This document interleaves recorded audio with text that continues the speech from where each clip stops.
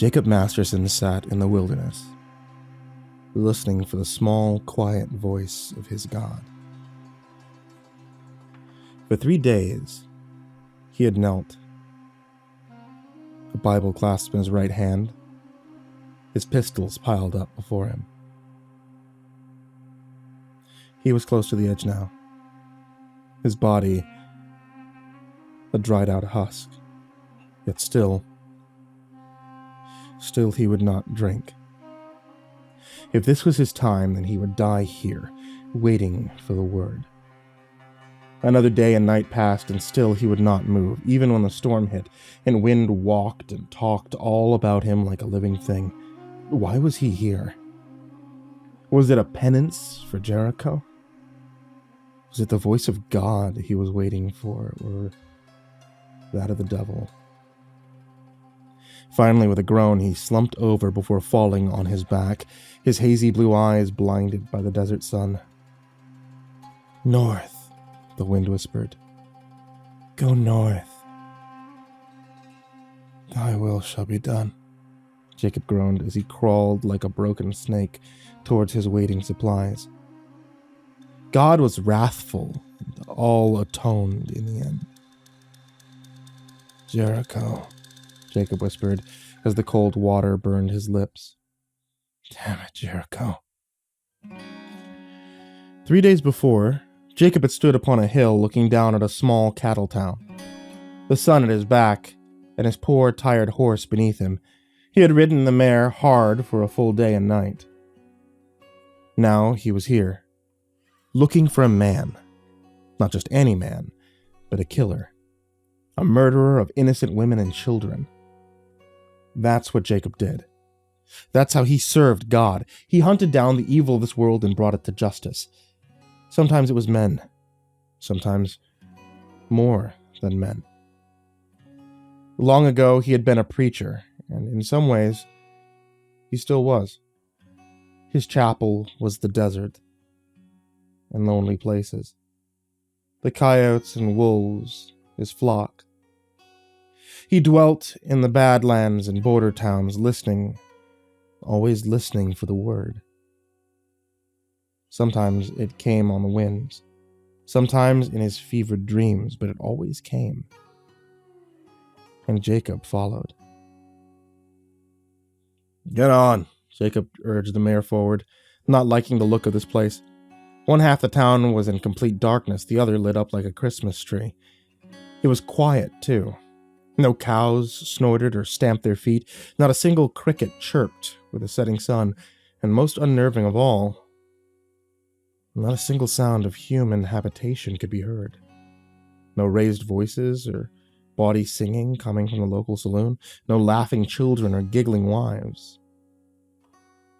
Nothing. "Whoa," he said, pulling up outside a swinging sign.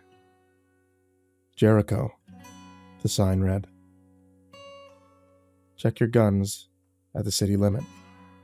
"Fat chance," Jakob said, clambering from his saddle to tie the mare to a nearby hitching post before he retrieved his rifle. He was just about to enter the town when a heavy hand fell upon his shoulder. Jakob dropped his rifle and span about, drawing his six-shooter in one fluid motion. The man before him didn't move. He didn't even flinch. "Who the hell are you?" Jakob asked, taking in the man's rough-looking appearance and straggly beard. "Best not to go in there," the stranger said, nodding his shaggy head towards the darkened tower. "Why is that?" Jakob asked, sliding his finger from around the trigger. "Not here," the man said, heading into the darkness. "I have a camp up in the hill not too far. We can break bread and talk a little." "All right," Jakob said, holstering his gun and retrieving his rifle before falling in beside the stranger. "I'm Jakob. You have a name?" "Ben. But you can call me Bear," the stranger replied. "Oh yeah, and why they call you that?" The man shrugged. "Some say I have the strength of 10 bears." "Well, you sure are big enough," Jakob said, taking in the man's huge shoulders and deep chest. Again, the man shrugged. "There are many kinds of strength."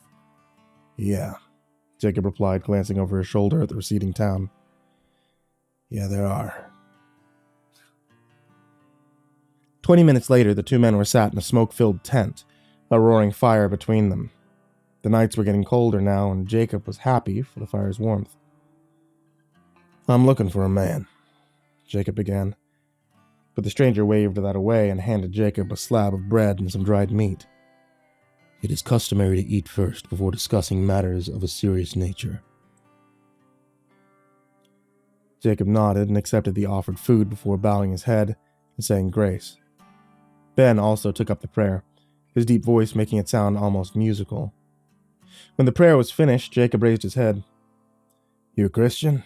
he asked. "I have been from time to time." "Fair enough," Jakob said, finishing his meal and taking a small flask of whiskey from inside his duster. "Have a drink?" He offered the flask, but the man only drank sparingly before handing it back. Jakob smiled and took a long, hard pull, the fiery liquid warming him all the way down to his boots before lighting up a smoke. "You said it was best not to go into town, but I've been told there's a man in Gerecke that needs some killing, and I mean to do it."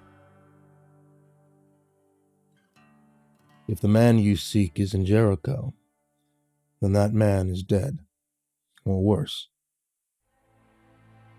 "Not many things are worse than death," Jakob said, crushing out his smoke, "although I have seen such states from time to time." The stranger nodded his head. "Yes, you have the look of a man that has rode hard and seen much. That's why I want you to help me destroy this evil." "What evil are we talking about?" Jakob asked. Ben did not answer immediately. "You said you've seen a few things worse than death. What are these things you've seen?" Jakob knew the man had something that he wanted to tell him, but thought that he would have trouble believing it, so Jakob dove right in. If the man thought him mad, Jakob would leave him to his business and go on his way. "I've seen many things while serving the Lord. At first, it was just the plain old evil that lives in the hearts of men. Murderers, rapists, thieves. When a man needs killing, the Lord sent me on my way, but there have been times when the Lord has sent me up against things that was not men." Ben leaned eagerly forward. "Tell me of these things that have put such a look in your eyes." "I've seen men that can turn themselves into great beasts, dead men who stalk the night, feeding off the living in New Mexico. I killed a bruja that cursed her village. She was sacrificing a babe on the altar when I gunned her down, but even then she wouldn't lay still until I stuffed a few pages of the good book into her screaming mouth. Took her head. After I'd finished, the villagers threw her body into a river. Said it was the only way to keep her spirit from returning." "And you've killed many of these creatures?" "A goodly few, but thankfully, they're far and few between." "You must love your God very much to perform such miracles in his name." "Nope," Jakob replied. "He's cold and cruel and wrathful. Even when his own son was dying, he wouldn't take the cup from his lips. So what chance does Jakob Marston have? I follow him because he demands it of me. But I don't much like it." For a moment, the big man seemed to reflect on this. "Yes, God can be cruel," he said. "Was it God that sent you here?" "No," the big man replied before reaching behind him and pulling out a small leather bag, which he tossed to Jacob's feet. "It was death." Immediately, something in the bag began to twist and turn. "What is it?" "Something of the evil of which you speak," the big man sighed.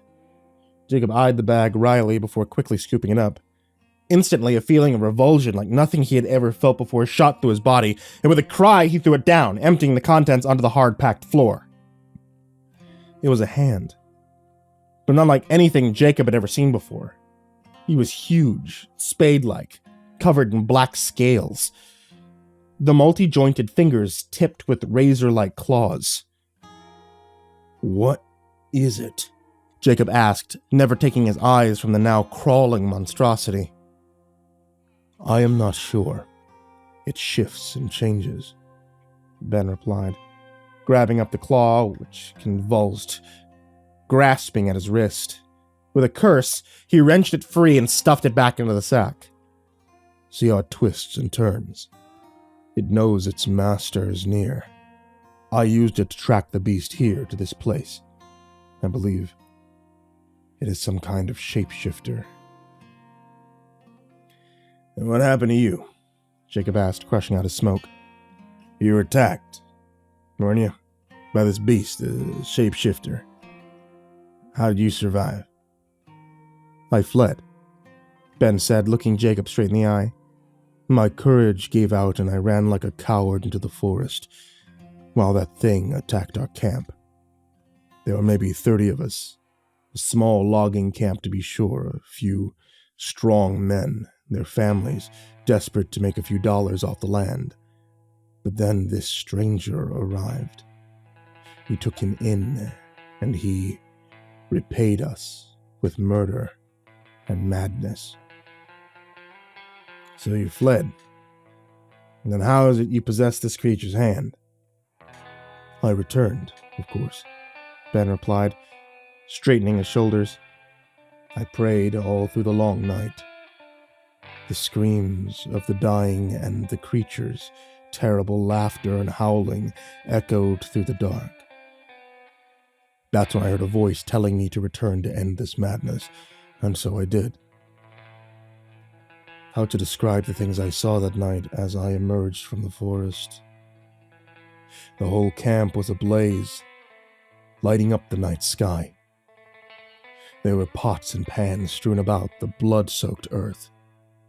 Bones and chunks of flesh lay scattered all about, and there, dancing amongst the flames, that creature, laughing and gibbering, covered in blood of my loved ones. A madness came over me, and I charged the beast, axe raised as I leapt to the flames. The thing spun around, but it was too late. I was already upon the beast, slashing at its loathsome flesh. Screeching, it raised a clawed hand to protect its scabrous head, but I lopped it off. Hot black blood sprayed across my face, driving me on to greater madness. Eventually, my wild swings backed the creature up against a tree. I raised my arms for the killing blow when the creature's face began to ripple and change. My own wife's face looked up at me. Great tears and sadness ran down her face. "You abandoned us," she sobbed. "You ran away, and now we are one with the beast." I knew it for a ruse, but still I hesitated, and in that split second, the creature fled howling into the night. "And you tracked it here using that thing," Jakob said, nodding towards the still squirming sack. "Yes," Ben replied. "The creature is here in this town, spreading its madness. I've heard screams these past few nights and the sound of gunfire." "And you did nothing?" "No," he said, settling down by the fire. "I was waiting. For you."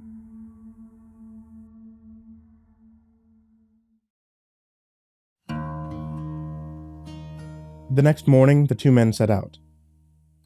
Jakob cleaned and blessed his pistols, reciting the Lord's Prayer over them again and again, splashing the gleaming metal with blessed water. He also carried a rifle across his back and a small black Bible from which many pages were missing. Ben walked beside him, a large axe in his hand, a huge buck knife hanging at his waist. "What should we expect?" Jakob said as they approached the outskirts of town. "Madness," the big man replied. "There is something you should know. This creature, whatever it is, spreads madness and death. When I buried my people back at the camp, I saw signs of mutilation, Mutilation. The big man swallowed hard. It's like this thing gets into people's minds and drives them crazy. Jakob drew his pistols. Well, we'd better get to it then. Ben said nothing but trotted to keep up as Jakob lengthened his stride, eager to smite the evil that now haunted this town. They passed a saloon, its dusty bat-winged doors creaking in the growing wind. You know, Jakob said, glancing around, for a place of madness and death, kind of quiet. You don't think it knows where... But that was as far as he got. Suddenly there was a scream and the street began to fill with howling people who flooded like locusts from the nearby houses and buildings, their clothes torn, their chomping jaws bloody and foaming. Jakob's hands began to do their deadly dance, gunning down the screaming mob. By his side, Ben let out a war cry and waded in, cutting down men, children, and women alike. Jakob's smoking guns clicked empty, and with a curse, he backed into the saloon, his nimble fingers ramming gleaming cartridges into the smoking chambers. A man suddenly lunged from behind the bar. "Surprise!" he screamed through bloody teeth. "Fuck you!" Jakob replied, smashing a nearby bottle of whiskey across his face. The crowd was nearly upon him now, tearing at his clothes. With a cry, he vaulted the bar and ran across its length, firing into the screeching crowd as he banged through the back door and into the street, praying Ben was still alive. He rounded the corner of the building, one down boot heels kicking up dust. As his fingers automatically rammed more cartridges home, the crowd was thinning now under the onslaught of Jakob's guns, but still, on they came. Praying, Jakob stopped and turned just as a naked fat man rounded the corner, his dick swinging in the wind beneath the belly filled with flesh of his neighbors. Jakob did not hesitate but pulled the trigger, blowing the top of the howling man's head off. A woman was next, her face covered in bite marks, her eyes black and doll-like. Jakob gave her more of the same. Now only a few stragglers remain, an old man waving a cane with bloody teeth, a small child wielding a large butcher's knife, and a naked girl, both nipples bitten away and her breasts covered in blood. Jakob gunned them all down without mercy, knowing they were all cursed, possessed by some terrible evil. As Jakob watched on, a final opponent charged. A man dressed in a miner's clothes, wielding a splintered chair leg. The man swung high, but Ben ducked low, slicing his knife across the snarling man's guts. The man carried on, betrayed by his own furious swing, leaving the back of his head exposed. With another maniacal laugh of glee, Ben brought down his axe, whistling into the back of the man's head, ending the fight in a welter of hair and blood. He didn't stop there, but he fell to his knees, arms pistoning up and down as he started to chop the man into tiny pieces. "Ben!" Jakob cried, wondering if the big man had lost his mind. "For the love of God, stop! He's dead! They're all dead!" For a moment, he turned and stared at Jakob, his eyes blank. But then he gave himself a shake and his eyes cleared. "Yes," he said, taking a shuddering breath. They are all dead. But not the creature. We must find it. And perhaps any survivors." Jakob added, "Survivors? Perhaps, but it is unlikely. No one in my camp survived." "Maybe not," Jakob said, holstering his guns. "We have to check anyway." "Yes, I suppose. There is a church at the end of town. Perhaps some of the townsfolk may have fled there. We should check it out." "All right," Jakob said. "Lead the way." A few minutes later, they were stood outside a small wooden church, all white boards and peeling paint. The doors were firmly shut, but already Jakob could hear murmurs from within. "Okay," Jakob said, turning to the big man, eyeing his blood-soaked muscles. "Let me handle this. He'll take one look at you and die of fright. You just hang back until I sort out the whole affair." "Yes," Ben replied. "This is your domain, creature, not mine."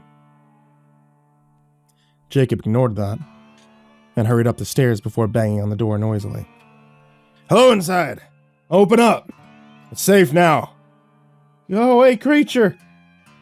a wavering voice answered. "We know your tricks. We're safe in the house of God."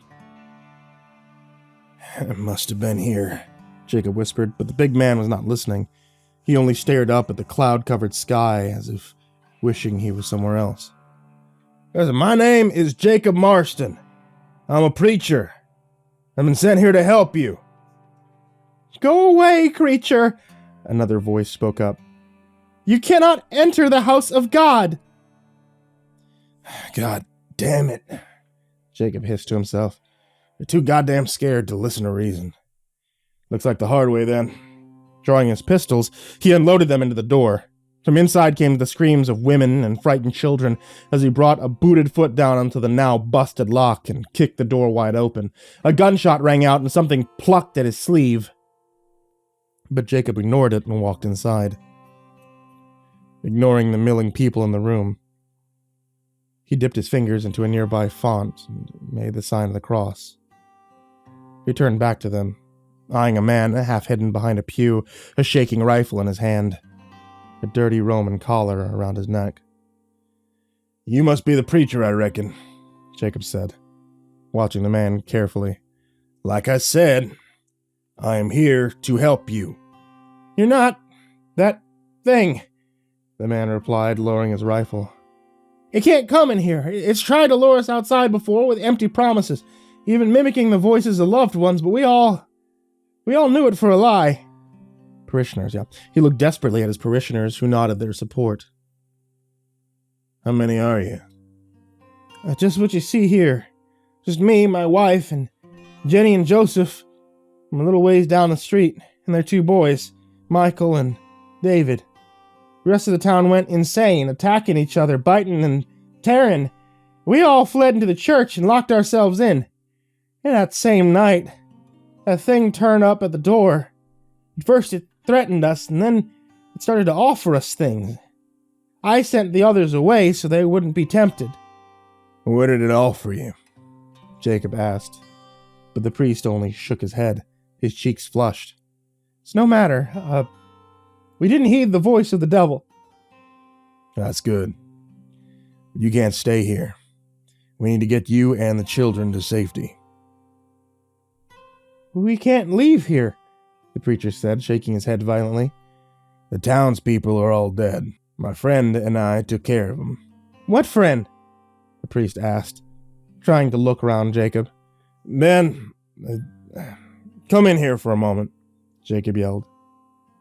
But there was only the sighing of wind from the outside. Ben, he called again, heading outside, but the big man was gone. Goddamn fool. Might have gone to find the creature. Come on, grab your things. We're heading out. We have a camp nearby in the hills. You should be safe there. I have to hurry back and help my friend.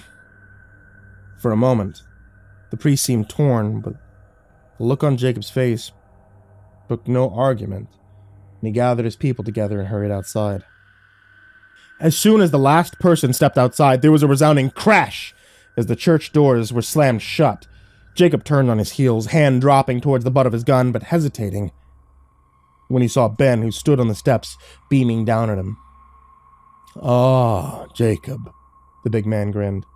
What a marvel you are. I've been trying for days to get these little rabbits out of their hole, and you come along so trusting, so forthright, and pop. Out they come. He giggled incessantly, his face growing elongated, his body becoming impossibly thin and scaled. Mother of God! Jakob cursed. Ben! Ben is dead, the creature hissed through crooked teeth. May he burn in hell forever. Look what he did to me. It screeched, holding up its ragged stump of an arm from which black blood still oozed. I was fulfilled. All I wanted to do was go back to sleep in my dark cave and wait for Mother Moon to awaken me once more. But not now. Not when I am not complete. I need these people, it said, hulking forward. I must be restored before the long sleep. So sorry, it chuckled, running a blackened tongue over its drooling lips. God-cursed son of a bitch, Jakob growled, slapping leather. He drew his gun, but there was only a dry click. Screeching, the creature leapt forward, barreling into Jakob, sending him crashing to the ground, his pistols flying out into the dust. For a moment, it loomed above him, and Jakob was sure that he was dead, but the creature leapt away, chasing down the fleeing townsfolk, who ran in panic-stricken circles. By the time Jakob managed to climb to his feet, it was all over. Blood and body parts lay strewn all about.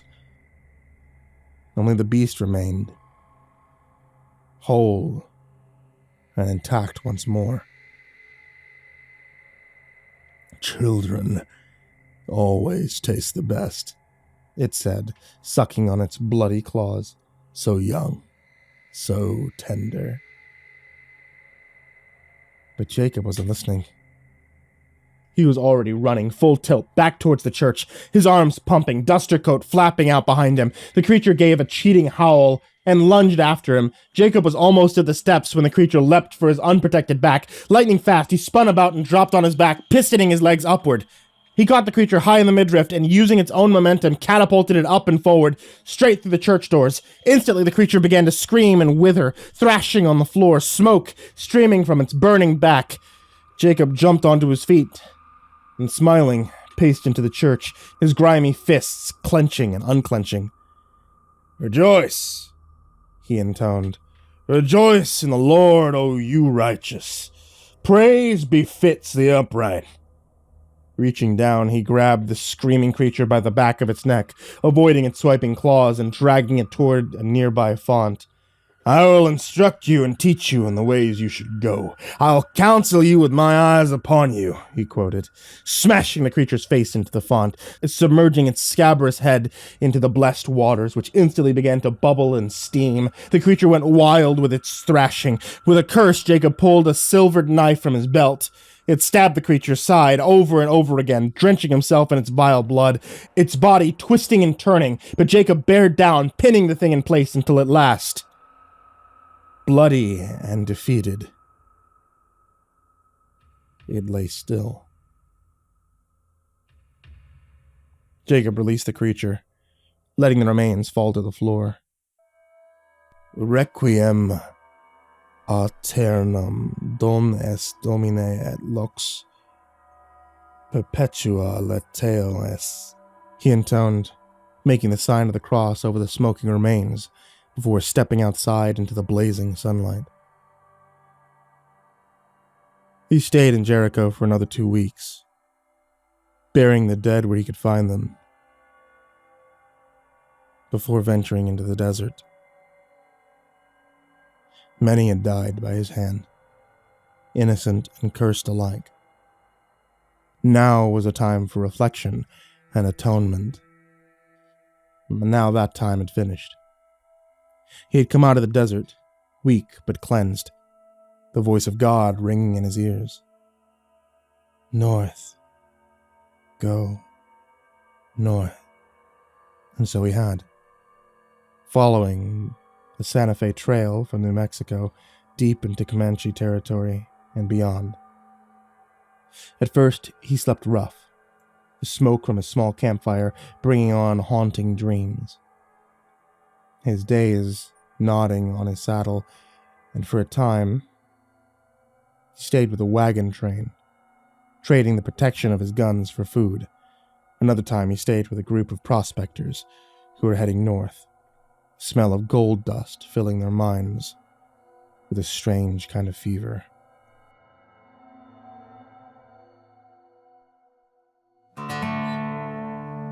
North. Go north. And so he had. He'd followed the Santa Fe Trail from New Mexico deep into the Comanche territory and beyond. At night he slept rough, the smoke of his small campfire bringing on haunting dreams. His days nodding on his saddle. For a time he stayed with a wagon train, trading the protection of his gun for food. Another time he stayed with a group of prospectors who were also heading north, the smell of gold dust filling their minds with a strange kind of fever. After many months in the saddle, he left the scrub lands and desert behind, entering the lush green flatlands of the Midwest. That night he dreamed of a great lake surrounded by low-lying hills and spruce forest. He woke with a name upon his lips, Hell Creek. It took Jacob another 3 days to locate the town. He had been directed from a rancher named David Bayan, who he'd met on the road. The man was thin as a weasel, with a rat face to boot, but his disposition was sunny. The two men rode together for a little while until they came to a crossroad. There, the skinny rancher had taken the path bearing to left. He had instructed Jacob to follow the path to the right that came out at the illustrious town of Hell Creek. Jacob had waved the man farewell, and hurriedly followed the path for some miles until, at last, he crested a small hillock, revealing the town below. From what Jacob could see, the town was aptly named. The town was bisected, almost split in half, by a small river that seemed to run straight through the middle. The side had been shored up with concrete, making a kind of small canal, which was spanned by a couple of rickety-looking bridges before it seemingly vanished underground. The town looked like something straight out of a fairy tale, and yet the whole scene made Jacob feel nervous. There was something here, something in the air, a kind of heaviness that made it difficult to breathe, like trying to breathe in a mouthful of syrup. "Well," he said to himself, "you're not gonna find out shit, sat here with your thumb up your ass. Get along, horse," he said, nudging the animal forward. But the big mare wouldn't move. Even when Jacob nudged her with his spurs, she wouldn't budge, but grew belligerent, snorting, pawing at the ground. Okay, Jacob said, dismounting and stroking her neck gently. "That's a girl," he crooned, taking her by the reins. He gently pulled her forward. At first she resisted, but after some cajoling and more than a little cursing, she reluctantly came along. The first building Jacob came to as he entered the town proper was a jailhouse. A man stood outside, slender, chugging on a cigar as he watched Jacob approach. "Morning," he waved, coming down the stairs and heading straight towards Jacob, who noticed the glittering star upon his chest. "Morning," Jacob replied, not liking the way the man's eyes roamed over him, lingering on the guns at his hip. "Afraid you have to check those shooting irons. Town ordinance, I'm afraid. No firearms inside the city limits." Jacob's eyes stayed on the man's own revolver. The other man followed him, grinning, and held out his hand. "Sheriff Marty Williams," he laughed. "I get to keep mine. Perks of the job." Jacob took the offered hand, which was soft and oily. He pumped it once and let it go. "Jacob. Name's Jacob Marston. Funny," he said, glancing around at the men passing to and fro. "Looks like a lot of these men are breaking the town ordinance." "I know them," the sheriff said, his eyes remaining, but his hand had dropped almost casually towards his gun belt. "But I don't know you. So, give 'em up, turn yourself around, go find another town to drink at. We ain't much for strangers anyway." "Okay," Jacob shrugged, unfastening his gun belt and handing it over. "I'll take the rifle, too," the sheriff said, nodding towards Jacob's horse. Jacob sauntered over to his mare, grabbed up the rifle and handed it over. "Had everything?" the sheriff asked. "Just my knife. You want that too?" "No, you can keep it. You can collect these," he said, hefting Jacob's gun, "when you leave. You just stay out of trouble while you're here. It's a good town with good people, quiet place. That's how we like it. You understand?" "Sure," Jacob replied. "All I want is a hot meal and a bath. I won't stay too long." "Well, that's just fine. Have yourself a good day, Jacob." "There a church in town?" "No," the sheriff replied over his shoulder. "Burned down some years back." "And you didn't rebuild it?" Jacob called after him. But he was talking to fresh air. The sheriff had already gone, slamming the door behind him. One of the first things Jacob noticed as he crossed the street towards the local hotel and eatery was the women. Not because he hadn't been with one for a while, although he hadn't, but because they all seemed pregnant. Everywhere he looked, there was a round belly. From the earliest teenager girl right up to the woman far past their prime, all seemed to be carrying a heavy load. "Well," he thought to himself a little ruefully, Probably not much else to do in a little spat shit burg like this. For now, he put it out of his mind. He was hungry and filthy from his long months on the road. But all he wanted now was a hot meal and a warm bath. Later, he would head down the street, see if he could find this ruined church of theirs, and have him a little look around. His bath was like his meal, warm and barely satisfactory. His room was more of the same, a bed, a dresser, and not much else. Still, it was better than the hard-packed earth and a saddle for a pillow. Unable to resist the pull of sleep, Jakob laid down and was almost instantly asleep. He woke sometime later with the setting sun. The noise from the local saloon had become a raucous background noise. Still, he was glad of it. If the bawling, singing, and drunken laughter had not woken him, he may have easily slept through to morning. And there was still much to do. Like, take a look at this burnt-down church of theirs. Not that there was anything unusual about a burnt-down church. Most of the houses, if not all the town, would be made from lumber. It was the fact that they had not rebuilt their house of worship that troubled Jakob. A church was a meeting place for the community, a beacon of hope in dark times, a place to cleanse the soul and seek forgiveness. Yet the denizens of Hell Creek had left theirs to rot for 2 years. It smelt wrong to Jakob, and he decided to check it out before he lost too much of the light.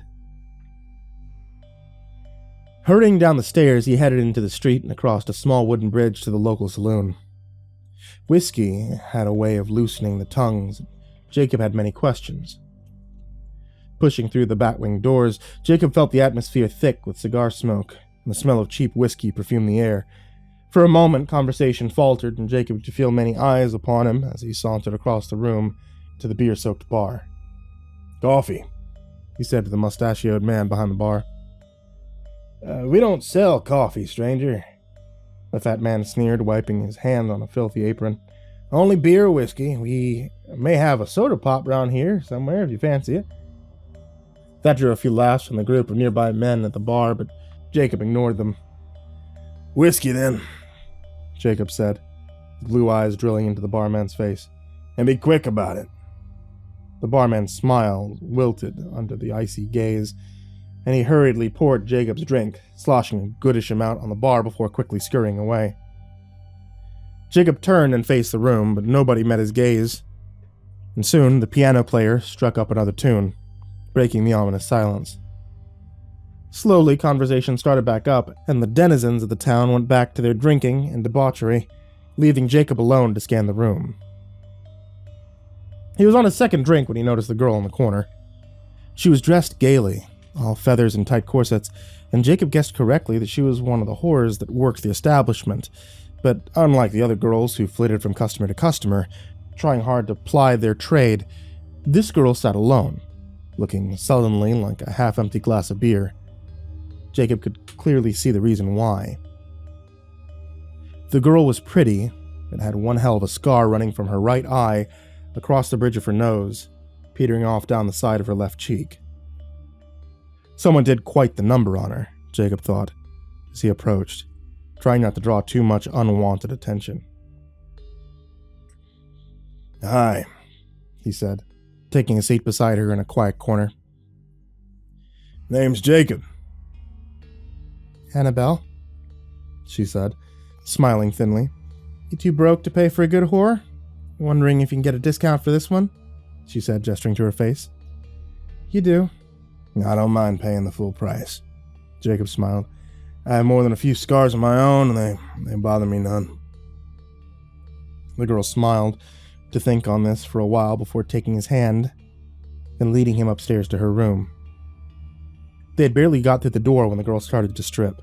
"Okay, full price is $5. You can wash your pecker over there," she said, nodding her head to a wash bowl and jug. "How about $10 and you get to keep your clothes on?" The girl stopped fumbling at her corset and just looked at him.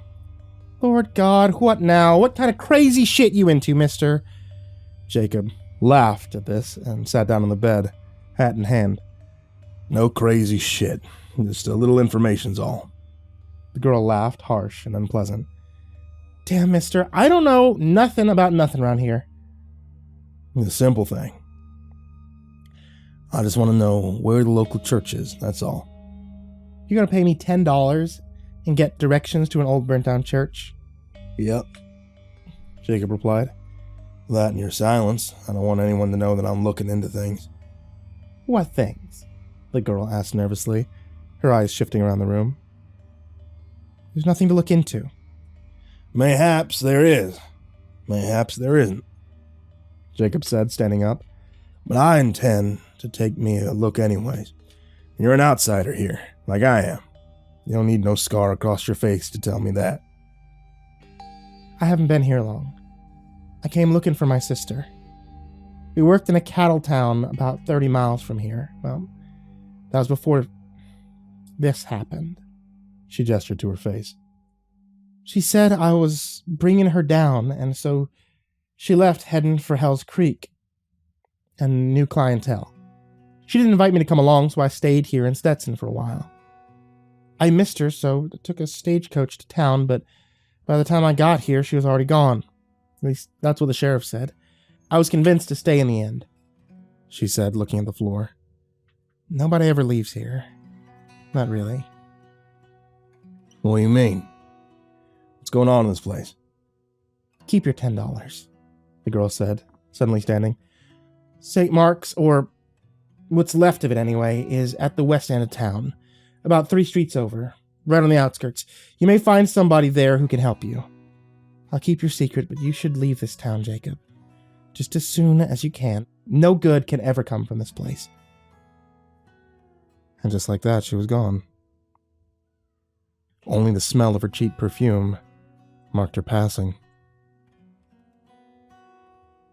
Jakob sat for a while, taking in her words before heading into the street, turning west through the growing shadows.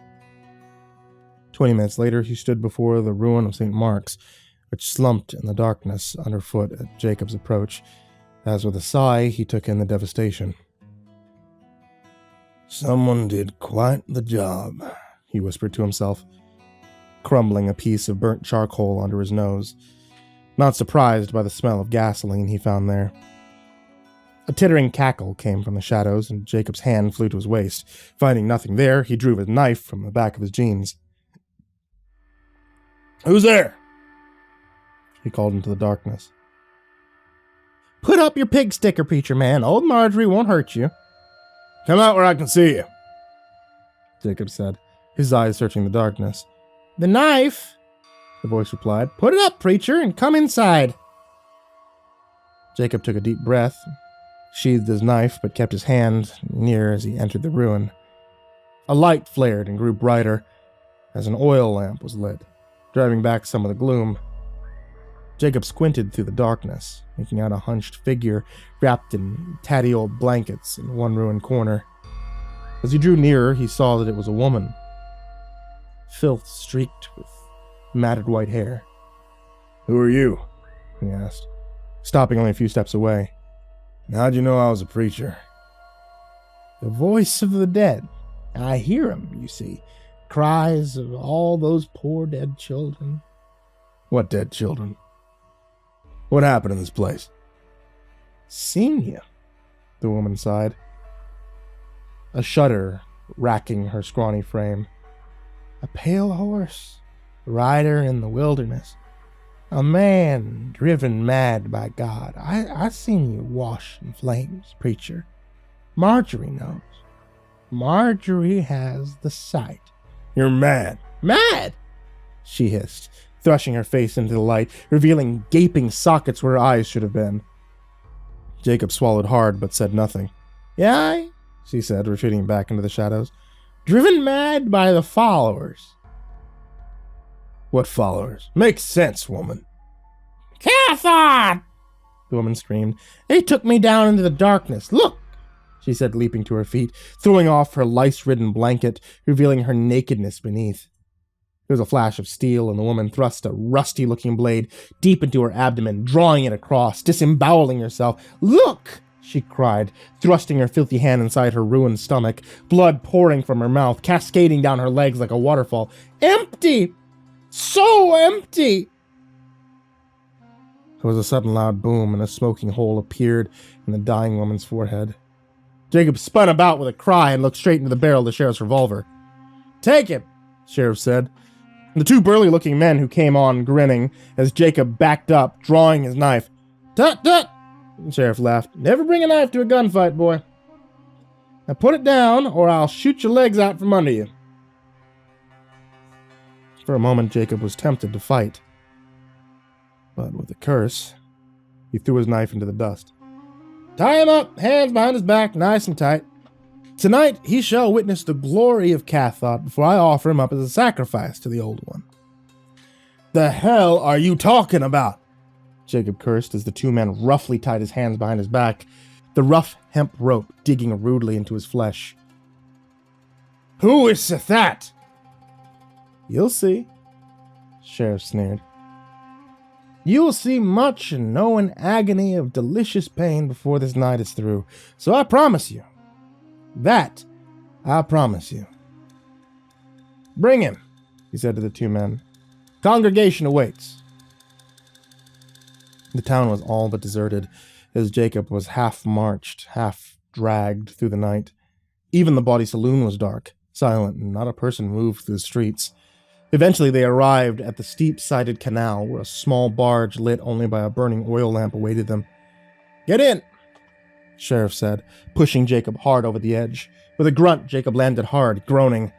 He sat up as the other men leapt aboard, shoving him back down. "Get us there," the sheriff said.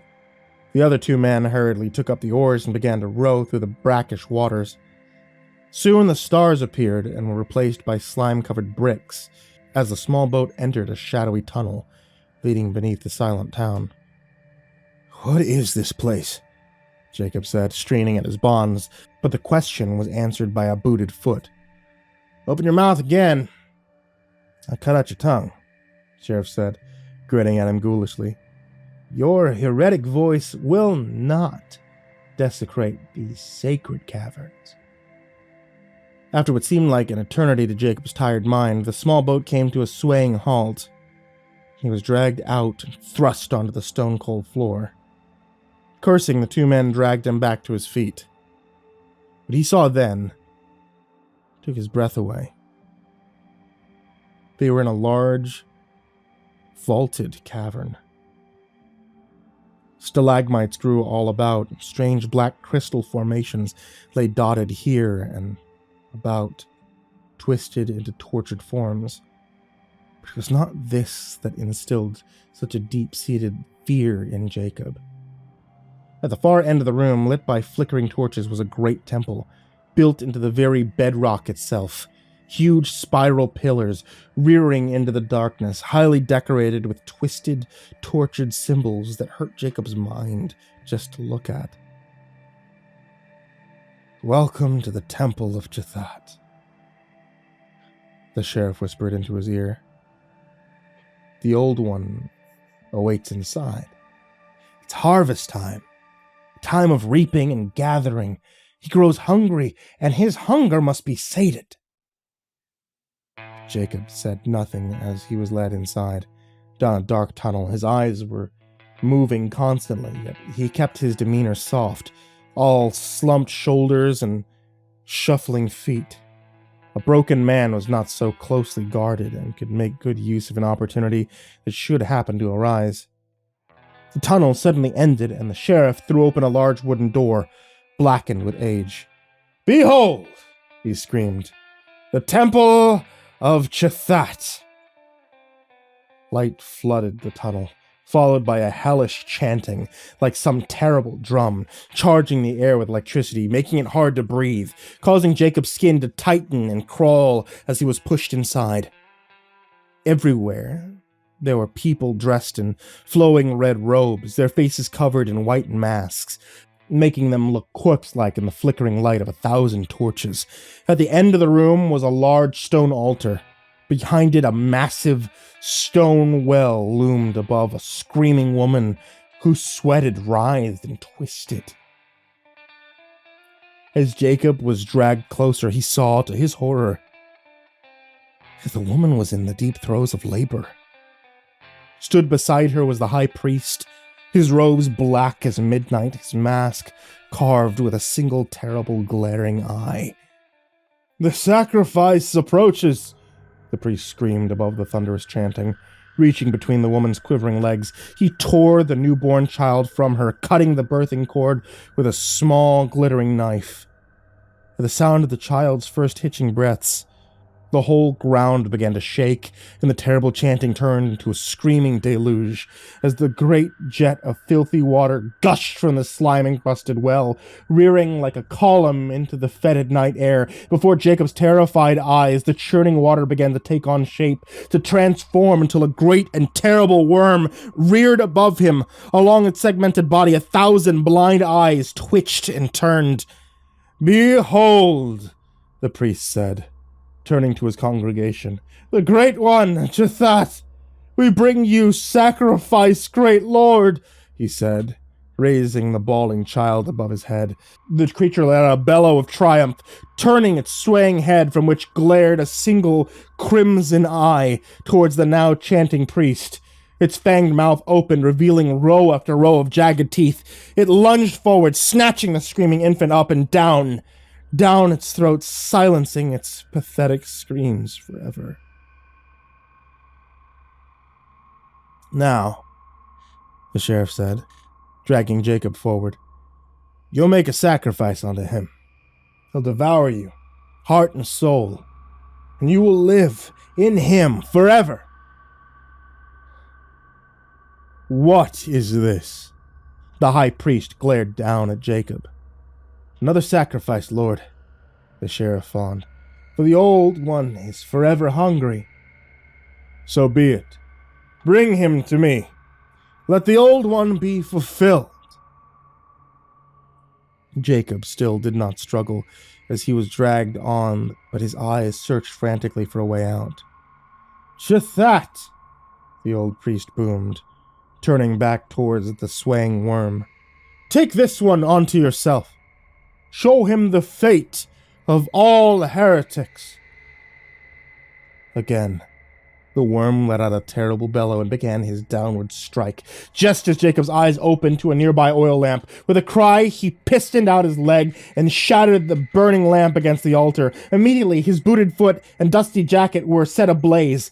The great worm tried to rear back, but it was too slow, as with a cry of outrage, Jacob tore a blazing spur across the crimson eye. The great worm screeched in agony and began to mindlessly flail about, crashing into Jacob and his captors, sending them sprawling on the floor, instantly killing the high priest as it writhed and rolled, blind and insane with agony. The room was now in complete disarray. The fire had spread, setting ablaze to the nearby crimson banners, catching on people's clothes as they fled in terror, trying to escape the thrashing worm.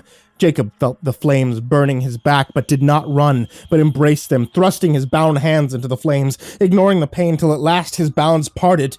To his left, the sheriff, torn and bloody, was staggering to his feet. "You," he began, but that was as far as he went. Jacob closed the distance between them in 2 angry strides. His hands, fast as lightning, grabbed the sheriff's guns and shot the protesting man twice through the throat. He did not stop there, but turned his outrage upon the fleeing crowd, adding to their terror as he pumped round after round of hot lead into men and women alike. When the guns clicked empty, he turned around, ignoring the hot barrels, as he waded in, pistol-whipping them down and beating them with his booted heel as they tried to escape his terrible wrath, all the time making his way towards the waiting exit, dodging the writhing worm. The fallen god, Chethat, whose death throes had started to weaken as the fire burned its vile body, cleansed its filth from the world. At last, he made the doorway and threw himself through the flames, licking at his back. A few of the cultists had also managed to escape and were now fleeing down a small side tunnel. Just then, the earth let out another groan and the tunnel collapsed in a deluge of dust and rubble, burying the fleeing cultists alive. Scrambling to his feet, Jacob jumped into the small boat and grabbed up the paddles, rowing for all he was worth until at last he emerged onto the moonlit night. "Praise God," he gasped, leaping from the boat. And just then there was another great rumbling from deep in the ground as a part of the town suddenly tilted.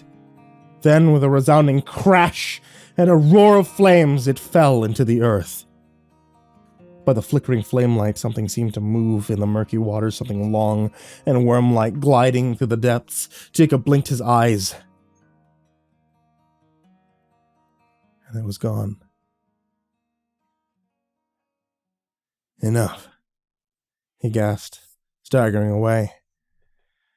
For the love of God, enough. Limping through the cold night, he headed to the nearby forest, wondering if his God would ever let him rest. And once again he thought of Jesus asking for the cup to be taken from his lips, and laughed.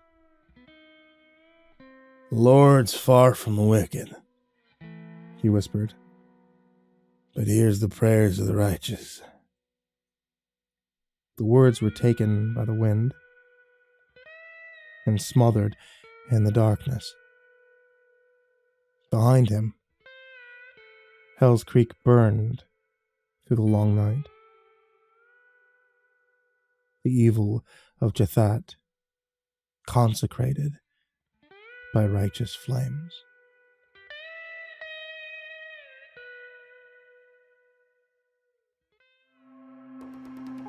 Jakob Masterson awoke with a scream, locked behind his lips, his body covered in a cold sweat.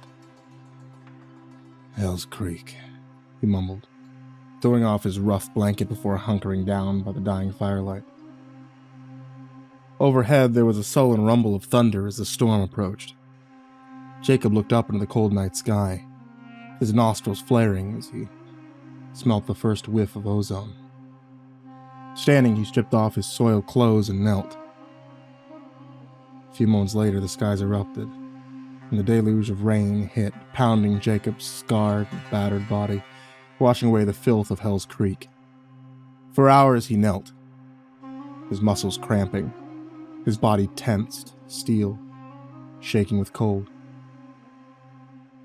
The pounding rain turned into a stinging hail that swept across the land, driven by the howling wind. "What do you want from me?" Jacob raised his face to the wind. "What the fuck do you want from me?" He jumped to his feet and screamed up at the night sky. "When will it be enough? Ain't I paid my dues? When can I rest?" Suddenly a face flashed across his mind, following corn silk hair and blue eyes as deep as the ocean. It was the face of his long-dead wife, Jane. Another image followed the same face, bloody and torn by ragged claw marks. "Don't you dare!" Jacob howled, scrambling for his shooting irons, which hung from a nearby tree. He began to fire them into the sky, his face a rigor of hate. "Don't you fucking dare!" Just then, lightning struck a nearby tree, the noise of thunder booming like the end of the world. Jacob cast his now empty pistols into the dust. "Go on then!" he screamed, shaking his fist at the sky. "I dare you! But you better send me straight to hell, because if I reach those pearly gates, I'm gonna spit right in your eye, you hear me? I don't need to be reminded of my debt to you!" And just like that, the rain stopped as quickly as it had begun. The first rays of dawn pierced the veil of night. Exhausted, Jacob fell to his knees, and then onto his back. "I'm sorry, Jane. I should have been there." Slowly he closed his eyes and began to slumber, the warmth of a new day covering him like the very hand of God. Jacob awoke sometime later, the sun high in the sky. With a groan, he staggered to his feet before drinking thirstily from his nearby canteen and slowly getting dressed. He was starting to feel guilty now. It was always like this for him around the anniversary of Jane's death. Still, he had no right to be braying at God like a stubborn mule. The thing was, he did owe God, and perhaps it was a debt that he could never truly repay. For after all, was it not God that had led him to a creature that had so brutally murdered his beloved wife? Was it not God that had shown him the ways of the blessed silver and the cleansing fire? perhaps.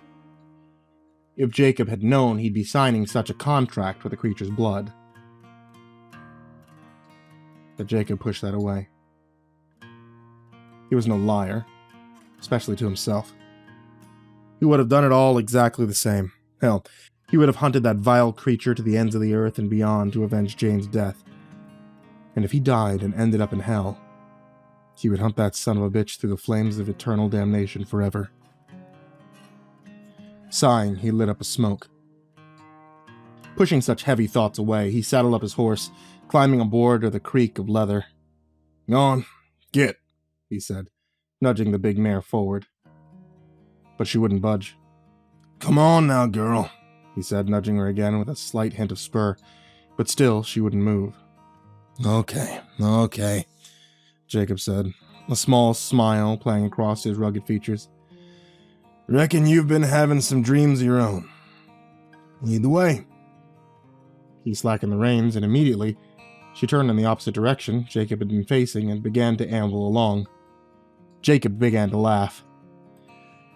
"Who he heeds wholesome abomination will abide amongst the wise," he intoned, "and humility goes before honor." If the big mare heard him, she gave no sign, but picked up her pace. Soon they were flying like the wind, heading towards the Arizona territories and beyond. The journey was a pretty uneventful affair. Jakob spent his time like he always did, the hot days nodding over his saddle, trying to recover from another restless night on the trail. It was on just such a night he tossed and turned, mumbling to himself that the first bout of trouble really started. Jakob was dreaming of a man plagued by the devil, an executioner surrounded by a swirling black aura. In his left hand he held a hell-bound blade that burned with eternal fire. In his right, an endless stream of blood pouring forth, turning to molten lava as it hit the scorching and blackened ground. "Then I saw an angel," the man said, turning to face Jakob. "Sitting in the sun, with a loud voice he called to all the birds of mid-heaven. Come and gather for the great supper of God, to eat the flesh of kings, captain, the flesh of mighty men, the flesh of horses and their riders. For he has set his mark upon them, the mark of the beast, and they who bear the mark will be cast down, and the birds will gorge upon their ruined flesh." Suddenly the man's mouth shot open, stretching impossibly wide, eating up his face. A mass of ravens issued forth, hundreds, thousands. They screeched as they flew at Jakob, tearing at his skin, gouging out his eyes. Just then a dry twig snapped like a gunshot to Jacob's right, and he flew awake, not sure if he was still dreaming.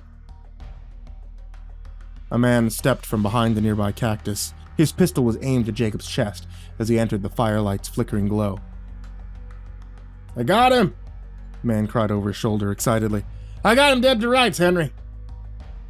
Jakob said nothing, taking in the man's torn and tattered uniform. "Well, that's swell," another man said, emerging from the shadows. This man was larger than his weasel-like friend, all grizzled cheeks and bulging belly. In his meaty arms he carried a double-barrel shotgun. "Don't recall any battles going on around these parts," Jakob said, sitting up, slowly making sure to keep his hands well away from his pistol belt. "Nope," the big man grinned. "And that's just the way we like it, ain't it, Patrick?" he said, glancing over at the other man before turning his attention back to Jakob. "Seems to me these southern boys don't know when to quit, so me and old Patrick here gave ourselves an honorable discharge." The other man yee-hawed at that, but the big man didn't even cut a smile. "So you're deserters then?" Jakob spat into the dirt. "Let me guess. You're just heading home, all righteous like, to tend your crops." The big man laughed at this. "Hell no! Farming's too much like hard work. Me and Patrick, we find taking other people's things a damn sight easier. Even more so when they're dead. So," he said, leveling the shotgun at Jacob's face, "Viva con Dios, stranger." Jakob suddenly burst into an uproarious laughter, catching the big man by surprise. "What the hell are you laughing at?" he asked again. "Sorry," Jakob said, wiping pretend tears from his eyes. "When you stepped out of the shadows, Wearing that Union uniform, I nearly shit my britches. Thought the whole damn Union Army had come for me on account of that cash box I stole. Cash box? The other man said quickly, his eyes beginning to sparkle. And what cash box would that be? Don't mind if I stand by you, Jacob said, not waiting for an answer, as he clambered to his feet, his hands raised. Big man saw the gleaming pistol at Jacob's hip and pulled back both hammers of a shotgun. Lose them pistols, my friend. No problem. No problem at all, Jacob said, slowly undoing his gun belt and letting it fall at his feet. Never was too damn good at those smoke wagons anyway. I'm just a thief. My partner, who likes to do the killing, he said quickly, glancing over to the other man's shoulder.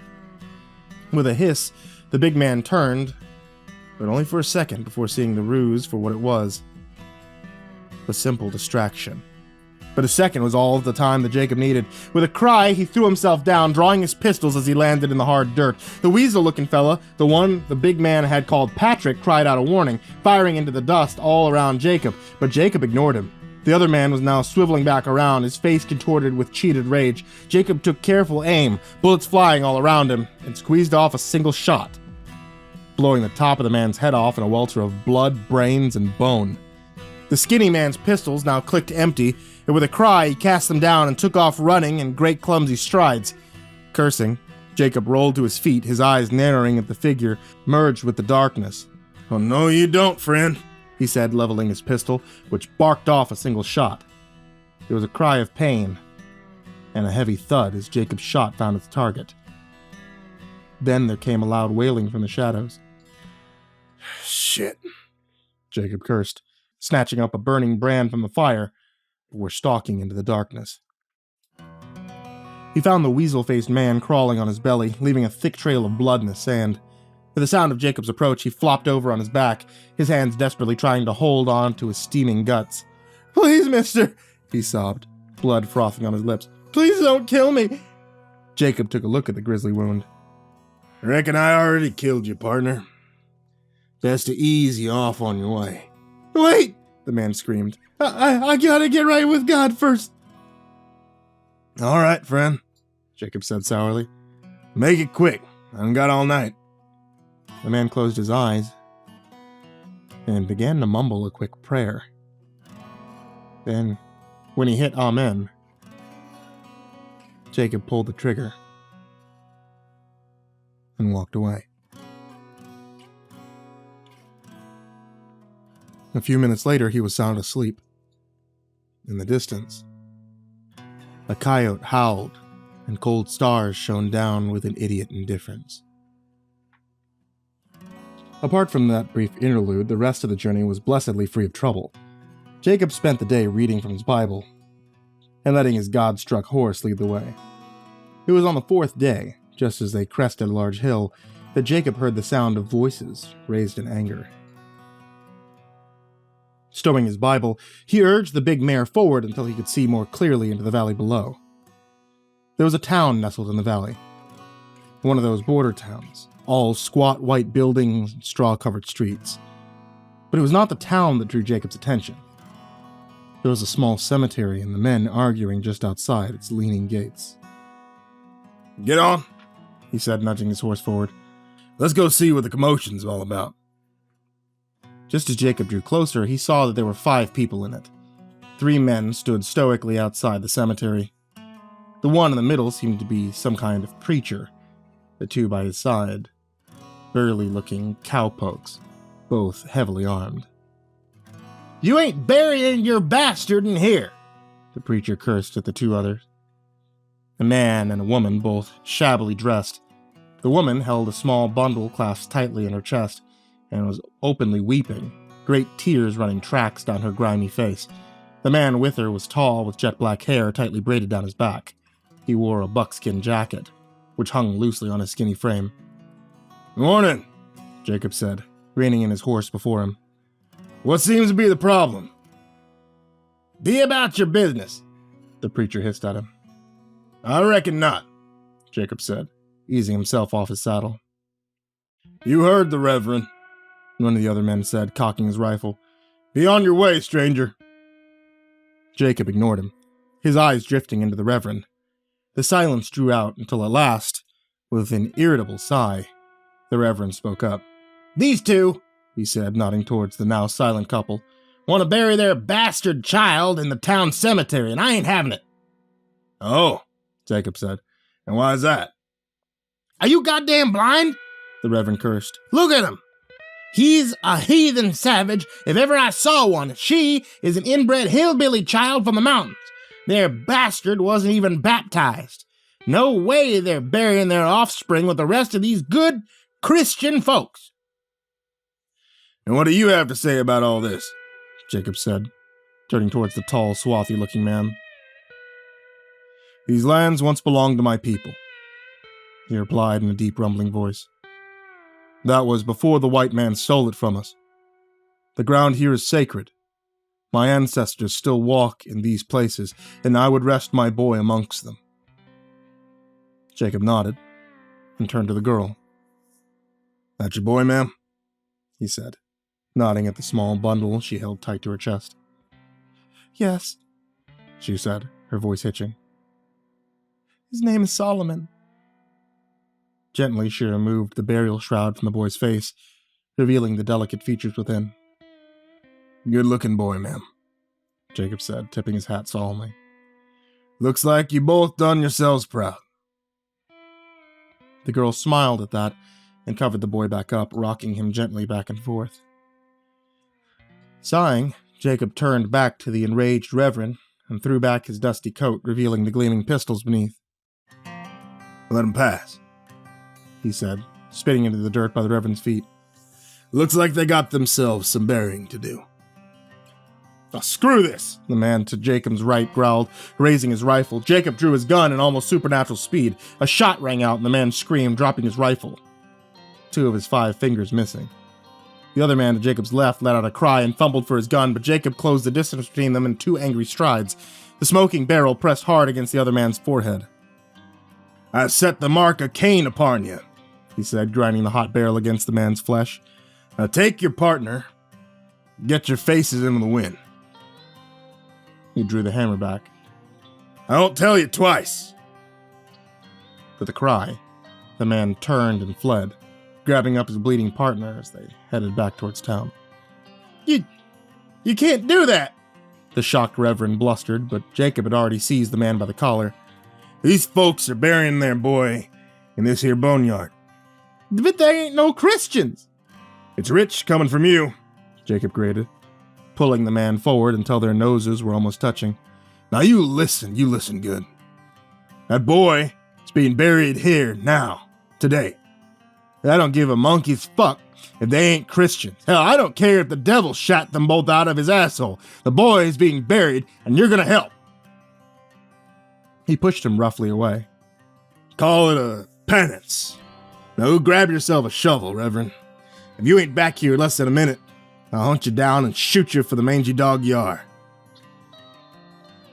The Reverend looked into Jacob's face and turned tail, heading for a nearby tool shed. Jakob took out an old, tarnished pocket watch from his jacket and began to watch the seconds tick by intently. "You wouldn't really do it, would you?" the swarthy-looking man asked. "Mister," Jakob replied, "I have just about killed everything that walks, runs, or shits upon the face of the earth, at one time or another. One false reverend don't make a lick of difference to me." The big man nodded at this and held out his hand. "My name is Callion. This is my wife, Kate." "Pleasure," Jakob said, shaking the man's hand. "My name's Jakob Masterson." Just then the Reverend returned, puffing and panting, a shovel and a pick thrown over one narrow shoulder. Smiling, Jakob snapped his watch shut. "Well, look at that. With a full 15 seconds left to spare.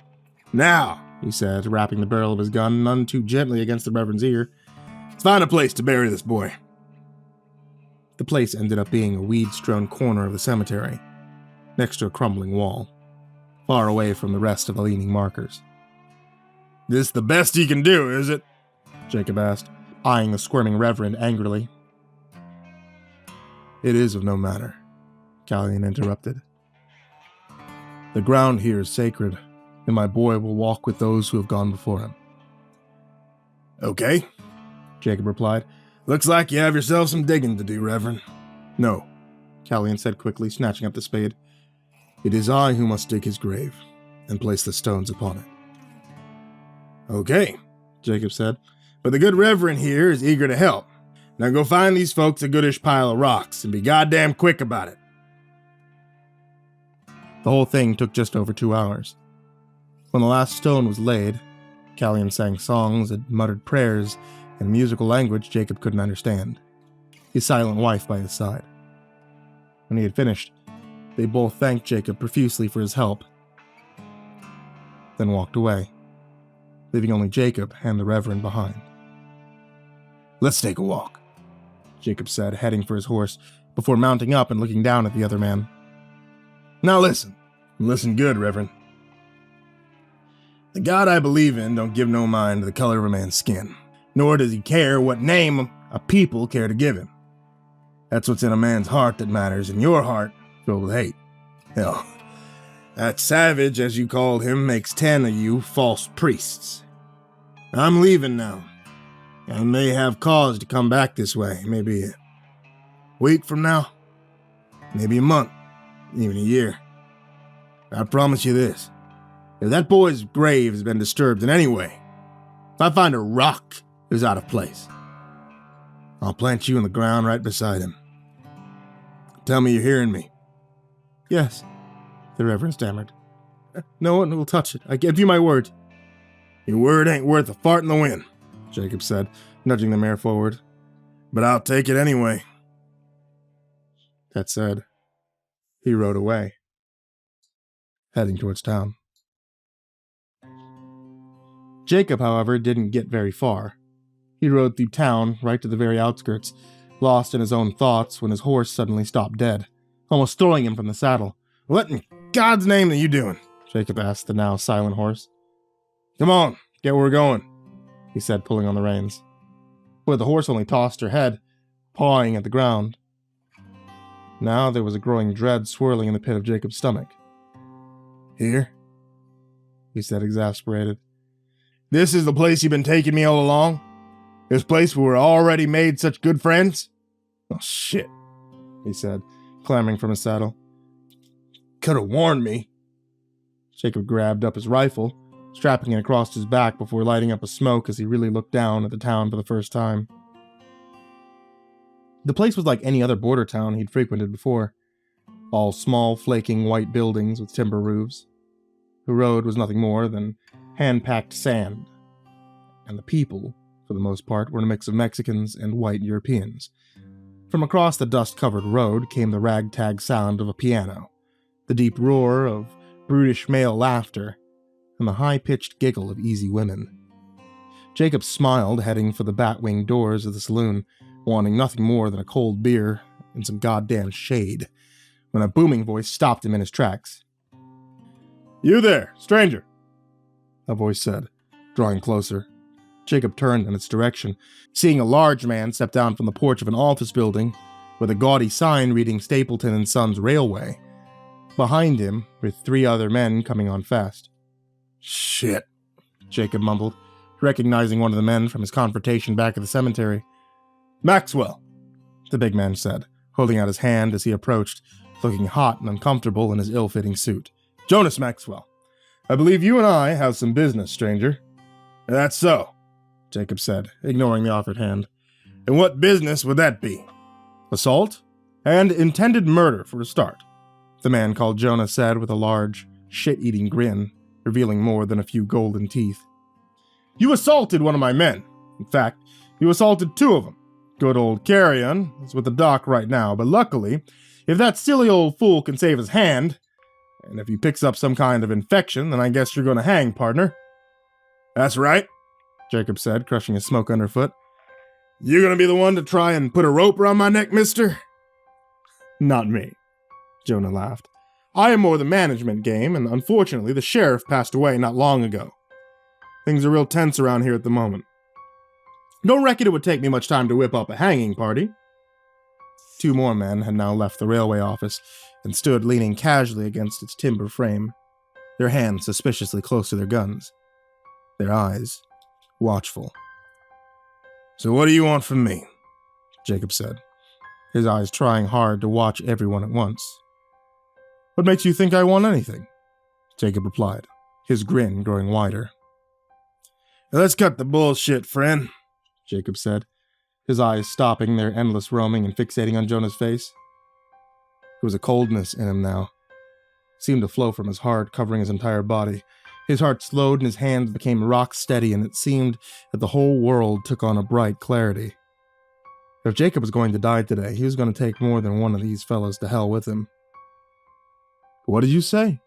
The big man growled. You're in no position to be asking questions or making demands. You're outgunned, son. My boys tell me you're fast.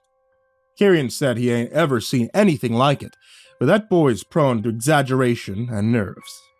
And I ain't. One word from me and you're gonna have more holes in you than a Swiss cheese. Alright. You die first. I ain't too sure what happens next, but I can damn well guarantee I'm fast enough to take you with me. To Jakob's surprise, the railway man let out a bellow of laughter. Looks like we have a Mexican standoff then. Lucky for you. I don't want to shoot you. I want to offer you a job. What kind of job? Jakob asked, still very much on guard. One that pays a lot of money. And if I say no? Then, Jonah said, his eyes growing steely. Guess there's going to be some shooting. And it ain't about those boys you shot up. It's about saving face. The railway owns this town, friend. I know this town, and I won't let some bushwhacker from the desert walk all over me. Now you make up your mind. Step into my office, have a nice cold drink, and hear my proposition. Besides, there are kids in the street. We wouldn't want a stray bullet to cut one of them down, would we? Jakob sighed, knowing he was trapped. Okay, then. Lead the way. Well, all right, then, Jonah said, leaving his men away and heading back to the office, Jakob in tow. Glad to see you're a man of sense, Mr. Masterson, Jakob said as they entered the building. Name's Jakob Masterson. The building was dark and cold, all shiny leather and brass fittings. The air smelled of fine cigars and broken promises. Take a seat, Jonah said, waving towards an expansive leather chair at the opposite side of his large desk. Drink? Sure, Jakob said, sitting down. Whiskey. What else? Jonah laughed, pouring a generous helping from a crystal decanter before sitting down and sliding Jakob's drink across to him. So I guess you're wondering what all this is about. Jakob said nothing but sipped his drink, enjoying the fine whiskey. Not a man of many words, are you? Jonah scowled, throwing back his drink and pouring himself another. He didn't offer Jakob a top-up. Well, that's fine by me. My daddy always said, a man is born with 2 ears, 2 eyes, and only 1 mouth. You should always use the first 2 more than the other. Jakob nodded at this. Sounds like a wise man. Hell no! He was a drunken asshole. But let me get to the point here. I need a job doing. Now I'm willing to pay in gold to get it done. Stapleton and Son have been given a contract to finish up the railway in these here parts. In fact, things were coming along nicely. We had a few stubborn sheep farmers to contend with, but let's say we came to an agreement. You pay them in gold too? Jakob smirked. The other man ignored this. We came to a small cliff. Nothing more than a big pile of rocks, really, so we followed normal procedures and tried to blow the hell out of it. But our blasting uncovered something. When we cleared away the rubble, sticking out of the earth was some kind of stonework, covered in strange pictures, serpents, wolves, that kind of thing. A few days later, this English fella turns up from across the border, where he's been working on a dig site. He took one look at that strange writing and nearly crapped his britches. Got himself some fancy court order from one of his posh friends and damn well shut us down. I don't understand all that fancy paperwork, but our lawyers say it's all legal-like. Next thing I know, he steals half my workers and begins digging. I figured, He'd just find a few old stones, be on his way, but that's not how it went down. He found more. In fact, damn well uncovered some kind of pyramid down there. Hell, you should have seen the commotion he kicked up then. Something about how those old Aztecs never built anything this far north of the border. How it was once-in-a-lifetime finds to change historical perspectives. Damn fool was nearly frothing at the mouth. So what's all this have to do with me? Jakob asked, becoming impatient. Simple, Jonah said, lighting up a cigar and eyeing Jakob through the smoke. I want you to blow it up. You want what? Jakob said, feeling the real sparks of anger. Just like I said. I want you to blow the hell out of it. And there's a lot of dynamite sitting around up there. When this little accident happens, me and the boys will be in the local saloon, sitting right where everyone can see us.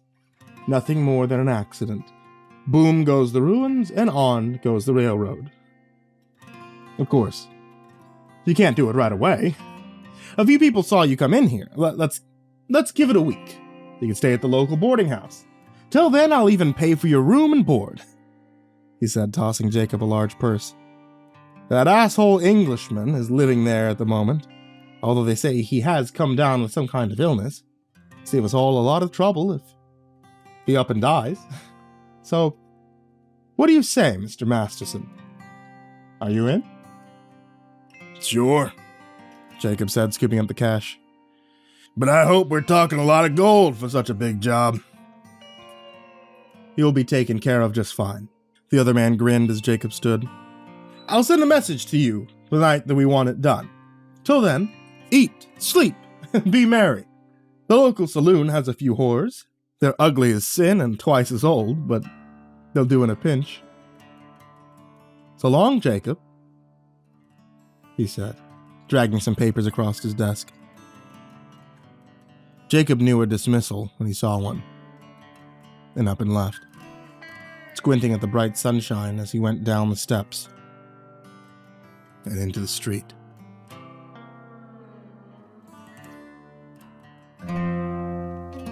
He had a week, maybe a little more, to get whatever needed doing here done before the big railway man wanted his little errand fulfilled.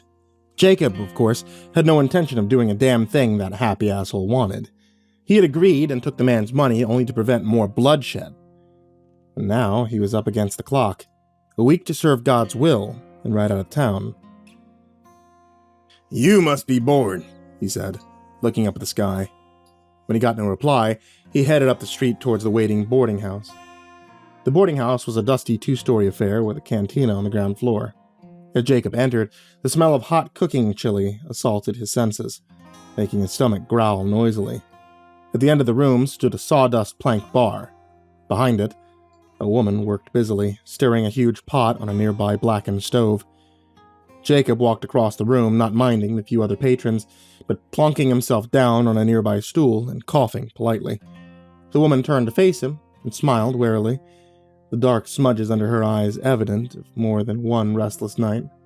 Senor, she said in a thick Spanish accent. I'll be needing a room, ma'am, Jakob said, tipping his hat, and a large bowl of that, fine-smelling chili. The woman shuffled her feet and bit at her bottom lip, and Jakob realized that under the frown lines and tired eyes, she was really quite beautiful. Is there a problem, ma'am? It's money. I have enough money to pay for everything. No, the woman smiled. It's not the money. I need the money badly, but I must tell you the truth. There is sickness in the house. Yeah, so I heard. But it's only one man, correct? The English professor? Yes, he is the only sick one here, but there are others in the village that are also ill. The men who worked up at the temple are all ill. Some have even passed away from some sort of terrible, wasting sickness. Yet their families all seem to be fine. Some say that place is cursed. The professor believes it could be a miasma from the ancient tomb, but it's hard to tell. He raves a lot due to the fever. Certain lights were starting to flicker in Jakob's mind now, and he knew that somehow this professor was something to do with why he had been sent to this place. "Well," Jakob replied, "doesn't sound like it's too catching. I have business here I must attend to. I'll pay you double for the room. How about that?" "Okay," the woman replied. "But if you get ill, I want no blame." "I hear you," Jakob said, putting on his best smile. "Now how about a bowl of that chili?" His room was small, clean, well kept, and more than enough for Jacob's simple needs. After his meal, Jakob washed up and tried to read from his Bible, but the words were blurred, and he found himself tired after so many long days on the trail. "Screw it," he said, yawning loudly. "Just a quick nap, and we'll go see this English professor." As soon as his head hit the pillow, he was sound asleep. He awoke in the darkness, the scream ringing in his ears. For a moment he thought that he was dreaming. Then the same ear-splitting scream rang out again. Cursing, he grabbed up his gun belt, strapped it on as he ran across the hall and down the stairs. There was a large crowd now gathered in the street. Jakob pushed through the crowd until he reached the front. There he saw a woman, disheveled and wild, surrounded by men. "Chupacabra!" she screamed. "Chupacabra!" One of the men closest to her put a big hand over her mouth and dragged her away, sobbing and screaming.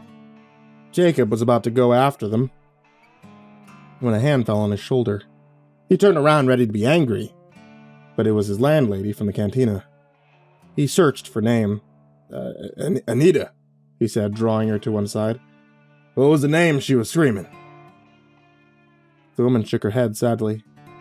"She's one of the men's wives from the dig site. Her husband's just died. I think the grief may have driven her mad." "Perhaps. But I would know anyway," Jake insisted. "What is Chupacabra?" "It's nothing. An old myth. A devil dog that's supposed to drink the blood of goats and even people, often when they're sick or dying." "Where does this woman live? Take me there." "No need," she said, pointing across the street. "It's just there, 3 doors down." Jakob thanked her and headed toward the house. The door was still open. "Hello?" he called, standing at the threshold. "Hello?" When nobody answered, he stepped in, closing the door behind him. The house was small and smelled of poverty. All splintering tables and rough-hewn chairs. A rickety-looking staircase led to the upper floor. Drawing his gun, Jakob headed on up, wincing at every creak underfoot. The palm of his hand started to sweat. The upstairs was more of the same, with rough plank floors and crumbling plaster. He passed a room and glanced inside, but it held nothing but a few dusty-looking crates and half-weaved baskets. The only other room was at the end of the hall. The door had been thrown open. To Jakob, it looked like a dark mouth waiting to swallow him whole. Taking a deep breath, Jakob leapt into the doorway, eyes searching the shadows. But there was only a flickering candle, and the dead man lying in bed, his eyes closed. Jakob thought it looked almost as if the man was sleeping. He stepped in, looking for any signs of violence or struggle. But there was nothing.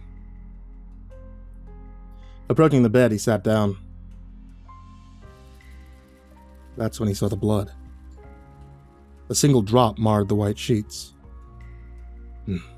"Sorry," Jakob said, gently removing the sheet, looking for any injuries, but the man's nightshirt was blessedly free of blood. Covering the man's body back over, Jakob grasped the man's jaw, looking for any kinds of hemorrhaging. That's when his fingers brushed the wound at the man's throat. Well. What do we have here?" Jakob said, turning the man's jaw and inspecting the wound. There were puncture marks, of that Jakob had no doubt. The bruising around the wound showed that whatever had made them had been driven in with a terrible force. The hole marks were jagged and horribly mangled. "Teeth," Jakob grimaced. "Goddamn teeth." Suddenly, the dead man shot upright, scrambling at Jacob's throat, his eyes burning black holes, his face white with terror. "She's come!" he screeched, fixing Jakob with a terrible gaze. "She's come!" he gasped, his grip falling away. As he sank back down into the bed, his haunted eyes closed. He took one last shallow breath before lying still. Jesus. Jakob said, quickly checking the man's pulse. There was nothing. If the man wasn't truly dead before, he sure as shit fire was now. That's when Jakob noticed the marks. They were fading right before his startled eyes. It took less than 5 seconds, and they were gone like they had never been. Could it be? Jakob said, standing. Could it really be? He hurried down the stairs, grabbing up a burning lamp before heading out to the cold night air. 2 men approached, perhaps grieving family members. They saw Jakob leave the house, saw the look on his face, and veered off to the right to let him pass. He headed round the back of the house, and into the brush, burning lantern held aloft. Come on, you son of a bitch, he said, scanning the sand. There! He grinned, his face almost ghoulish in the lamplight. There you are.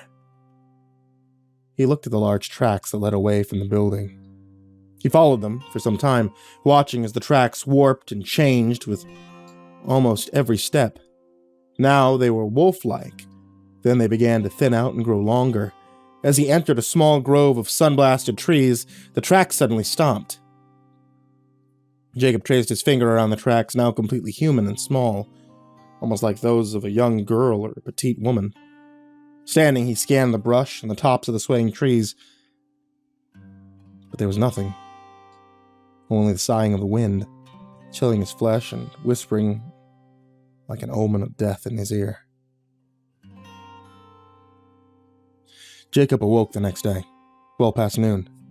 His head felt thick, and he cursed himself for a damn fool for sleeping so late. Going downstairs, he grabbed a bite to eat. If what he believed about the creature that was haunting this village was true, he was going to need some supplies, and the only place to get what he needed would be from the church. But first, he wanted to speak to this English professor, perhaps to confront his suspicions more fully. Heading back upstairs, he stood outside the professor's door and listened, but it was all quiet inside. He knocked sharply. Professor! Hey! Professor, you in there? He waited. When there was no reply, he simply barged in. The room was barrack neat, and also completely empty. That was, empty of the professor.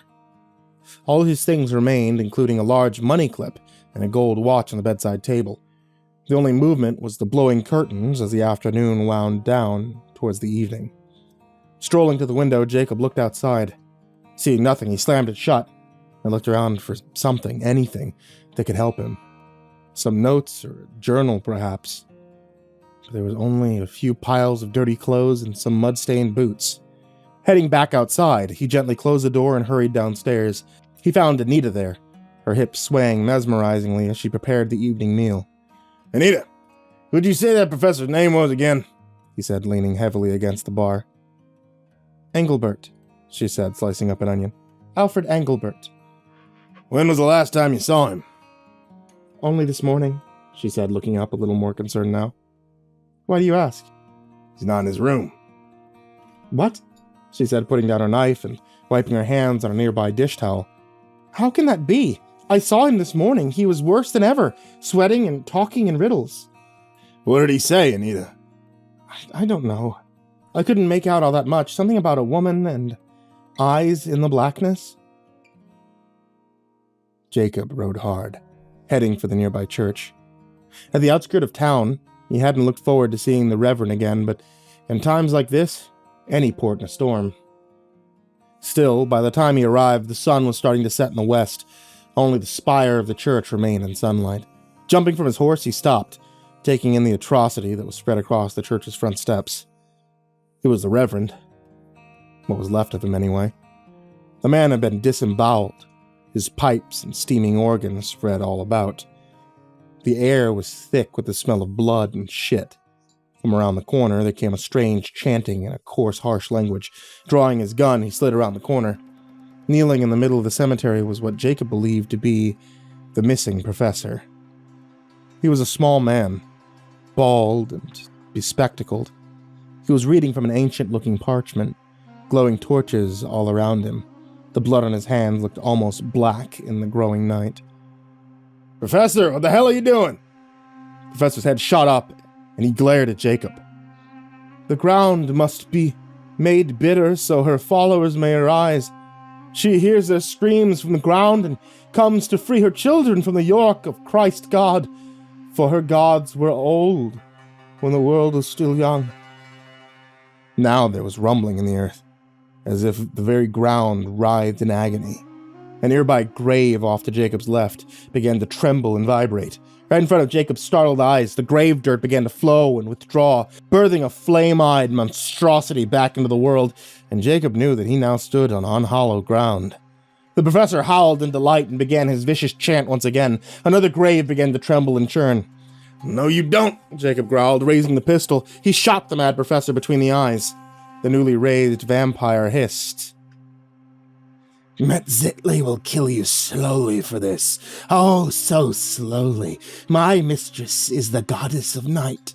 "Fuck your mistress and fuck you too," Jacob growled, firing his smoking pistols into the snarling fiend who loped forward. Jacob's bullets passed through the creature's body as if smoke. Jacob expected as much, but it was an old habit, almost a reflex by now. Turning, he ran for the church. The snarling creature, hot on his heels, he burst through the door, but the creature didn't even slow, following him inside. "You've trapped yourself, fool.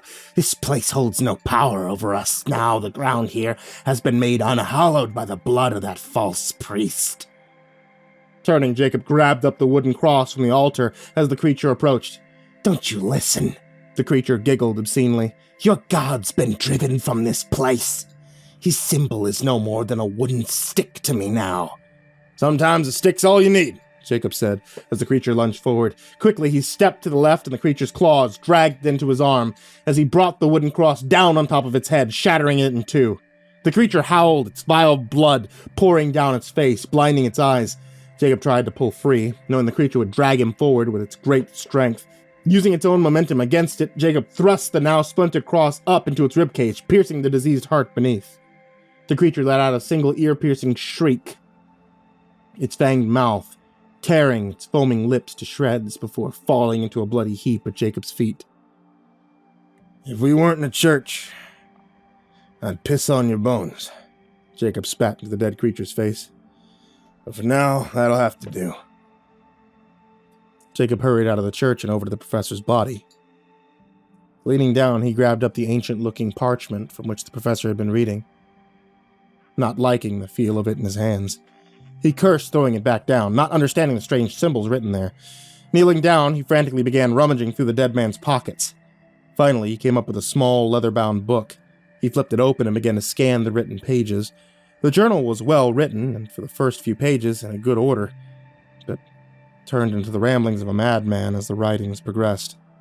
From what Jacob could make out, the professor had gone about a mass excavation of the ruins, uncovering a small pyramid-like structure mostly intact and covered with Aztec symbols and strange writing.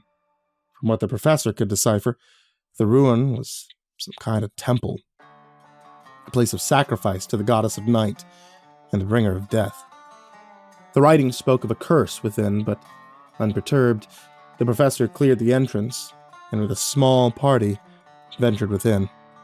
After that, the pages turned to chaotic ramblings of a madman, talk of blood rituals, and eyes in the darkness, and a voice that called in the wind. Soon after, the deaths had begun, and the professor, now completely insane, had given himself over to whatever evil he had inadvertently let loose upon the world. Standing, Jacob pocketed the journal and mounted his horse, riding through the night-shrouded village until he reached the gleaming railway tracks, following them for about a half-mile before they suddenly stopped. Jacob could hardly believe what he was seeing. The ground here was scorched and blasted. A huge crater lay like a blight upon the earth. In its center sat a gray, crumbling pyramid, shrouded in shadow. Clambering from his horse, Jacob began to frantically search through his saddlebag, knowing his revolver would be of little use in this situation. Instead, he pocketed his Bible and a few glass vials of holy water. He also had his hunting knife, sharp and silver-edged. Strolling over to the crater, Jacob took his crucifix from under his shirt, muttered a quick prayer, and began to climb down a rickety-looking set of ladders bolted to the crater's side. As he descended, a wave of dread passed over him, making the hair on the back of his neck stand to attention and the skin of his arm to break out in great knots of goose flesh. It was as if the temple oozed with every essence of evil. Jakob felt the first real stirrings of fear, but crushed it ruthlessly as he hit the crater floor and headed towards the slouching entrance. Just then, something skittered in the darkness, and Jakob whirled around, hands falling towards his gun. But there was nothing there. Only the sighing of the wind. Yet Jakob had a feeling he was being watched, assessed. Slowly his eyes searched the darkness. He reached inside his jacket and withdrew a glass vial of holy water. Immediately the vial began to glow, the blessed water burning like liquid fire within. Jakob smiled grimly, feeling the power of God. "The unholy will be consumed by his righteous flames," he said, stepping forward, driving back the darkness, but there was nothing there. If there had ever been. "Jumping at shadows," Jakob muttered, turning back towards the entrance. He headed inside. The first thing he came to was a set of stone steps, leading down into the Stygian gloom. Taking a deep breath, he headed down. The grime of centuries gritting beneath his run-down boot heels. His own shallow breathing echoed all about him, his body soaked with a cold sweat. After what felt like a lifetime, he reached the bottom. Raising the glowing vial, he pushed back against the darkness. "Mother of God!" he gasped, his eyes growing wide as he took in the crumbling walls all about him. There were skulls, hundreds, no, thousands, imbued in the stone. Their grinning jaws and glaring eyes seemed to follow him as he slowly shuffled past. There was a smell in the air now. A smell that Jakob knew well. It was the smell of death and fly-blown maggots. The smell intensified as Jakob moved forward, before coming towards a small antechamber. "Damn it," Jakob said, shaking his head sadly as he saw two bodies sprawled inside. Even with the strains of decay upon them, Jakob easily recognized the bodies of Callion and his wife Kate. "I am sorry," Jakob said, kneeling beside them and entwining their fingers together, trying hard not to look at their ruined throats. "I ain't sure if you're with your gods or mine, but wherever you are, I hope your boy's there with you." That said, he stood and walked away, his fear replaced with a deep, burning anger. He turned another winding corner before coming to an abrupt halt. Before him was another set of stone steps leading down to a large subchamber, lit by hundreds of flickering candles that cast writhing shadows amongst the massive stone pillars. At the back of the room lay a huge obsidian throne. Sat upon it was the most beautiful woman Jakob had ever seen. She was completely naked, apart from the heavy gold bands that decorated her upper arms and her ankles. Her skin was the color of honeyed caramel, and her hair black as raven's wings, where it cascaded over one perfectly rounded shoulder. At the sound of Jacob's approach, she raised her head. The illusion of beauty shattered as she glared at him through crimson eyes. "Why have you come here, mortal?" she hissed at him through fanged teeth. "Have you come to make a sacrifice of yourself unto the goddess?" "You ain't no goddess," Jakob growled, ascending the steps. "You're nothing more than a blood-sucking parasite with a jumped-up opinion of yourself." "You dare mock me!" she screeched, leaping to her feet. "Sure, come get yourself some, bitch!" With a scream of outrage, she flung herself at him. Jakob didn't even see her move, and then she was upon him. There was a sound of crunching glass, and she leapt away, howling in pain, her flesh smoking as the holy water burned like acid. Jakob wasn't even sure what had happened until he realized that in the ferocity of her attack, she had crushed the vial of holy water he had been carrying between them. She was fast, incredibly fast, and Jakob realized he was only still alive through the grace of God. "How does that feel, bitch?" he said, drawing his hunting knife with one bleeding hand. His voice was full of bravado, but he was quickly backing up, desperate to get some distance between himself and this howling monstrosity. She was slinking towards him now, her ruined flesh still smoking. "I will kill you for this," she drooled. "For marking my sacred body. I will kill you slowly. For 1,000 nights you'll scream." Jakob said nothing, but snatched his now glowing cross from around his neck, holding it out before him like a shield. You talk a good talk, Jakob said, weaving his knife before him. But this time, she did not rush forward, but slid around a crumbling pillar, merging with the darkness. Jakob didn't wait, but rushed her, throwing himself, knife slashing. She wasn't there. From above him came the sound of falling pebbles and coying dust. Jakob looked up just in time to see her detach herself from the ceiling, driving him down to the ground, talon-like nails shearing through his shoulders, sending his glowing cross sailing into the darkness. In a last-ditch attempt to save himself, Jakob rammed his knife into her ribs, missing her black heart by mere inches. She screamed in agony and flung the knife from her, her lower jaw unhinged until her mouth gaped impossibly wide, and Jakob realized, to his horror, that she meant to crush his skull between her chomping jaws. Closing his eyes, Jakob committed his soul to God, knowing he was finished. But death never came, only blood. Freezing cold blood pouring down upon him, drenching his face and clothes. And just like that, the weight of her was gone, and her headless body tumbled to the side. Quickly, Jakob wiped the foulness from his face and staggered to his feet. I thank you for your assistance, the soft female voice said. I could not have destroyed her on my own, if you had not hurt her so badly. Drawing his gun, Jakob emerged out of the darkness. There was a woman sat upon the floor. Her skin was the color of pale moonlight, her hair flaxen.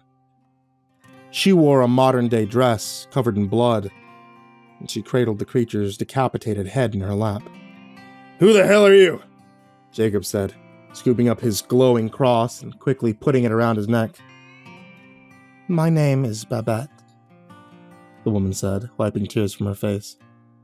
She was my maker, my mother in darkness. I sensed her awakening and hoped the madness that had sacrificed her may have passed after such a long sleep. For 500 years. She slumbered in this place. But it was not to be. If anything, her affliction had only worsened. She believed herself a god. She was a gentle creature once, only feeding on the baser creatures, or men that carried evil in their hearts, but the long eons drove her mad. We lose so much over the long centuries. Can you believe such as us can love? She said, looking up at Jakob. No, Jakob said, shaking his head. I believe you only remember a trace of what you used to be. Human, you mean? She said, placing the head down gently and standing to face him. Like you. Yeah. Like me. You know I can't let you leave this place. She smiled then, showing a hint of fang. You can't stop me, Jakob. Besides, I saved your life. Does that count for nothing? I have no desire to fight you. You know my name? Yes, she said, gliding forward. I've been watching you ever since you hit town. There's a fire that burns within you, Jakob. Be careful it doesn't consume you. Jakob thought on her words. Yeah. Guess you did save my life. And for that I owe you, but you have to leave this place and these people in peace. Give me your word on that, lady. Or are we gonna have to go round after round right here? I have no intention of staying here, Jakob. I grow tired of the new world. I wish to return to my homeland and sleep. Perchance, to dream. She smiled, slinking past him, and just like that, she was gone.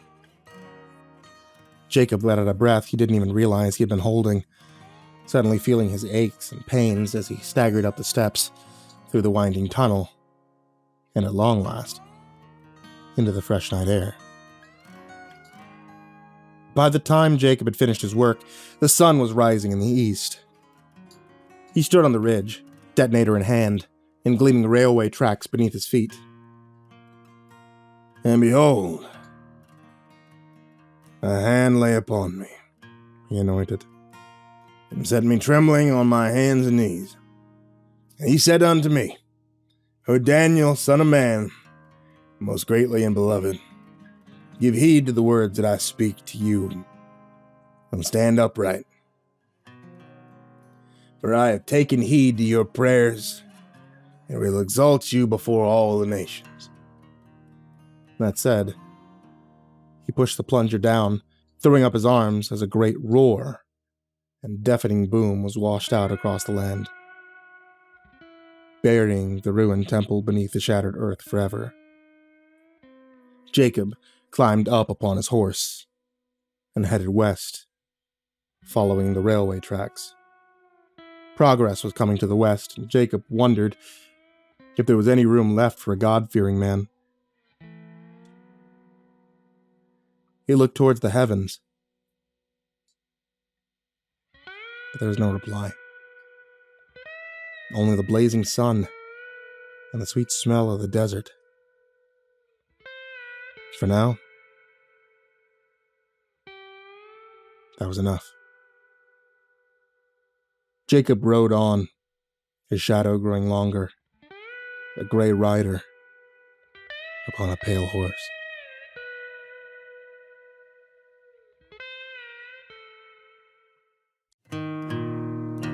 Jacob Masterson sat by his campfire, his great coat wrapped tightly around him, looking up with disdain at the falling snow. He took a small sip of his hot coffee and lit up a smoke. He was tired and bone-weary. The ride from Arizona territories to West Virginia had been long and arduous, the seasons changing all about him until, at long last, he had arrived in the foothills of the Appalachians. He had no idea why he was here. He only knew that he had been drawn south. Jacob never questioned these feelings. Sometimes God screamed in his ear. Sometimes it was no more than a subtle whisper on the wind. It didn't matter to Jacob. He simply followed and killed whatever needed killing. He supposed one day he would die in the service of his God. But Jacob wasn't afraid. He had bought his ticket to heaven long ago and stamped it with blood. Yet it seemed there was a long way to go before God called him home to glory. Well, Jacob sighed, crushing out his smoke and standing. Better get to it then. Ain't gonna get much done freezing my ass off in the snow. His nearby horse snorted her agreement. Okay, Jacob said, saddling her up. Full of beans this morning, ain't you, girl?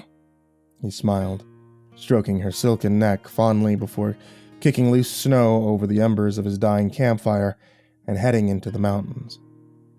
The ride was a treacherous one, the deep snow hiding the rough terrain beneath. As the day went on, Jacob became colder and colder. He sat huddled in his saddle, constantly blowing his warm breath into his cupped hands, desperate to warm his frozen fingers. You better get me to where we're going, he said, looking towards the heavens. Man can't shoot iron if he's got no damn fingers left. Soon they found themselves on a winding trail, leading further up into the forest-covered mountain. Just then a whiff of smoke was carried on the breeze, and Jacob's horse veered off to the left. Jacob didn't fight it, but let his horse lead the way. As he sat hunched over, his saddle coat pulled tight about him. After about another half hour, they rounded a bend and came upon a flat, rocky spur. Jacob smiled at the sight of a small wooden trading post, stable and all. Praise Jesus, Jacob said, dismounting the mare and leading her by the reins towards the waiting stables. Just then, a woman stepped out, smothered in heavy furs, her dark hair blowing in a growing wind. Noticing Jacob, she gave a friendly wave and hurried across, her booted feet leaving tracks in the dirty snow. "Afternoon, mister," she smiled, her beauty flawed by her many missing teeth. "Can I help you?" "Ma'am," Jacob said, tipping his hat politely, "I'd be grateful if you could rub down my horse, give her a feed and a place to rest for the night. Hell, I could use some of the same myself." "Sure, mister," she said, rubbing her chin. "We can do all that and more, but I gotta see the color of your money first. We prefer silver, but we'll take Yankee dollars too." Jacob reached into his coat pocket and shoved a wad of grimy bills and a few silver dollars into her outstretched hand. The woman quickly counted out the money and gave Jacob the rest back. "That'll cover your horse. Go see Samuel inside for the rest of your doings."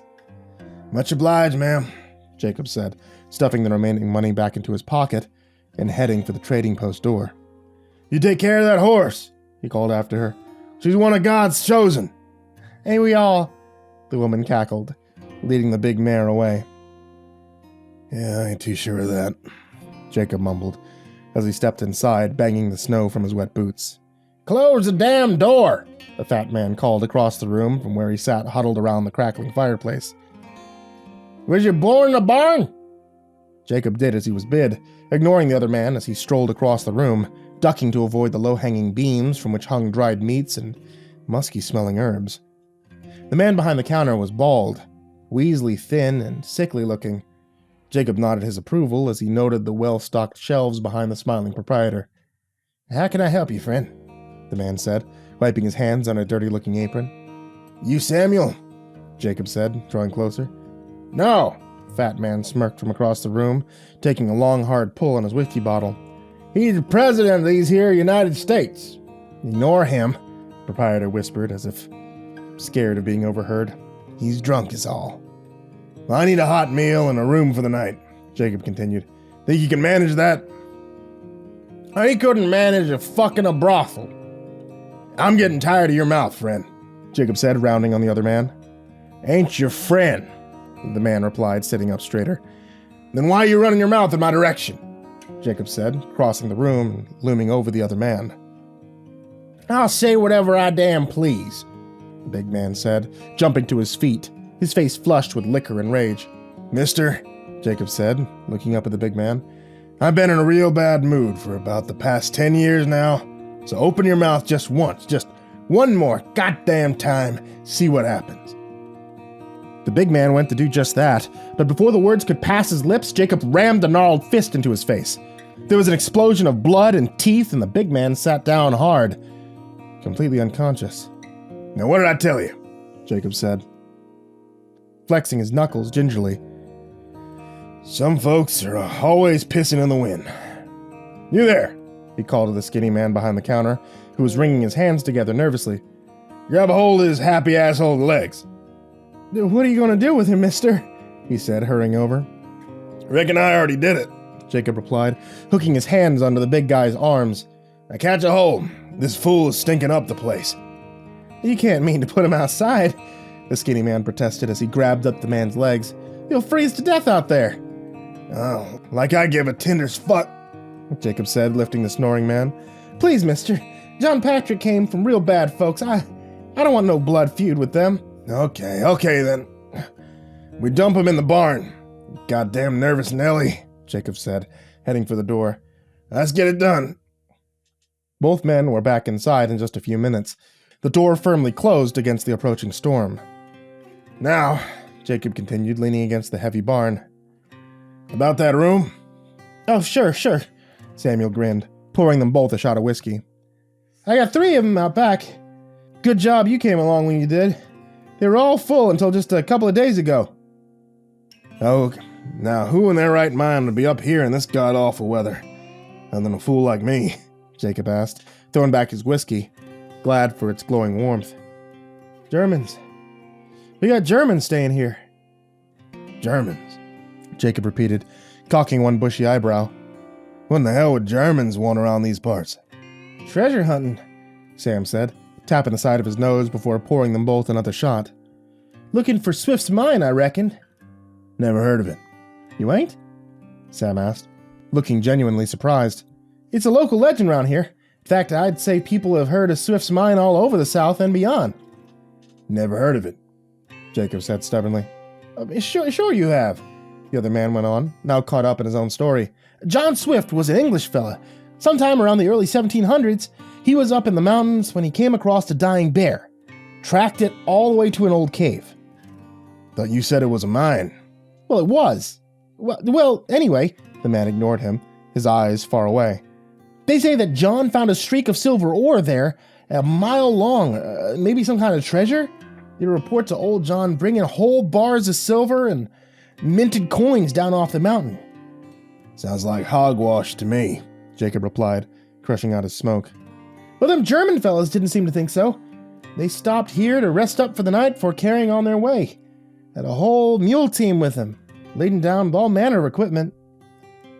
Sam was suddenly interrupted by a scream of pain from outside and the sound of galloping hooves. What in tarnation's going on now? Jakob said, crossing the room and throwing open the door. He was just in time to see a rider vanishing into the snow-covered forest.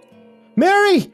Pushing roughly past Jakob and over to the bleeding stable girl, who sat in a heap upon the ground, a wad of snow pressed against the side of her swollen face. I'm sorry, mister, she said as Jakob approached. I tried to stop him. John Patrick stole your horse, his saddle and all. He did what? Jakob exploded. The girl winced and cowered back down at the look in Jacob's eyes. I'm real sorry. I managed to wrestle your saddlebag from him, if that counts for anything. Jakob was no longer listening. He stalked away, thinking hard. No way, he mumbled to himself. No way that old girl of mine would just let him take her. I mean, as sure as Christ died on the cross, she would have thrown him. I'm real sorry about this, mister, Samuel said as he helped the girl back to her feet. Never mind all that now, Jakob said, turning to face him. Lord works in mysterious ways. Looks like I'm gonna need another horse. Oh yeah, I'll take that double bear you got hanging over the fireplace, too. You best be careful if you're going up against John Patrick. He's a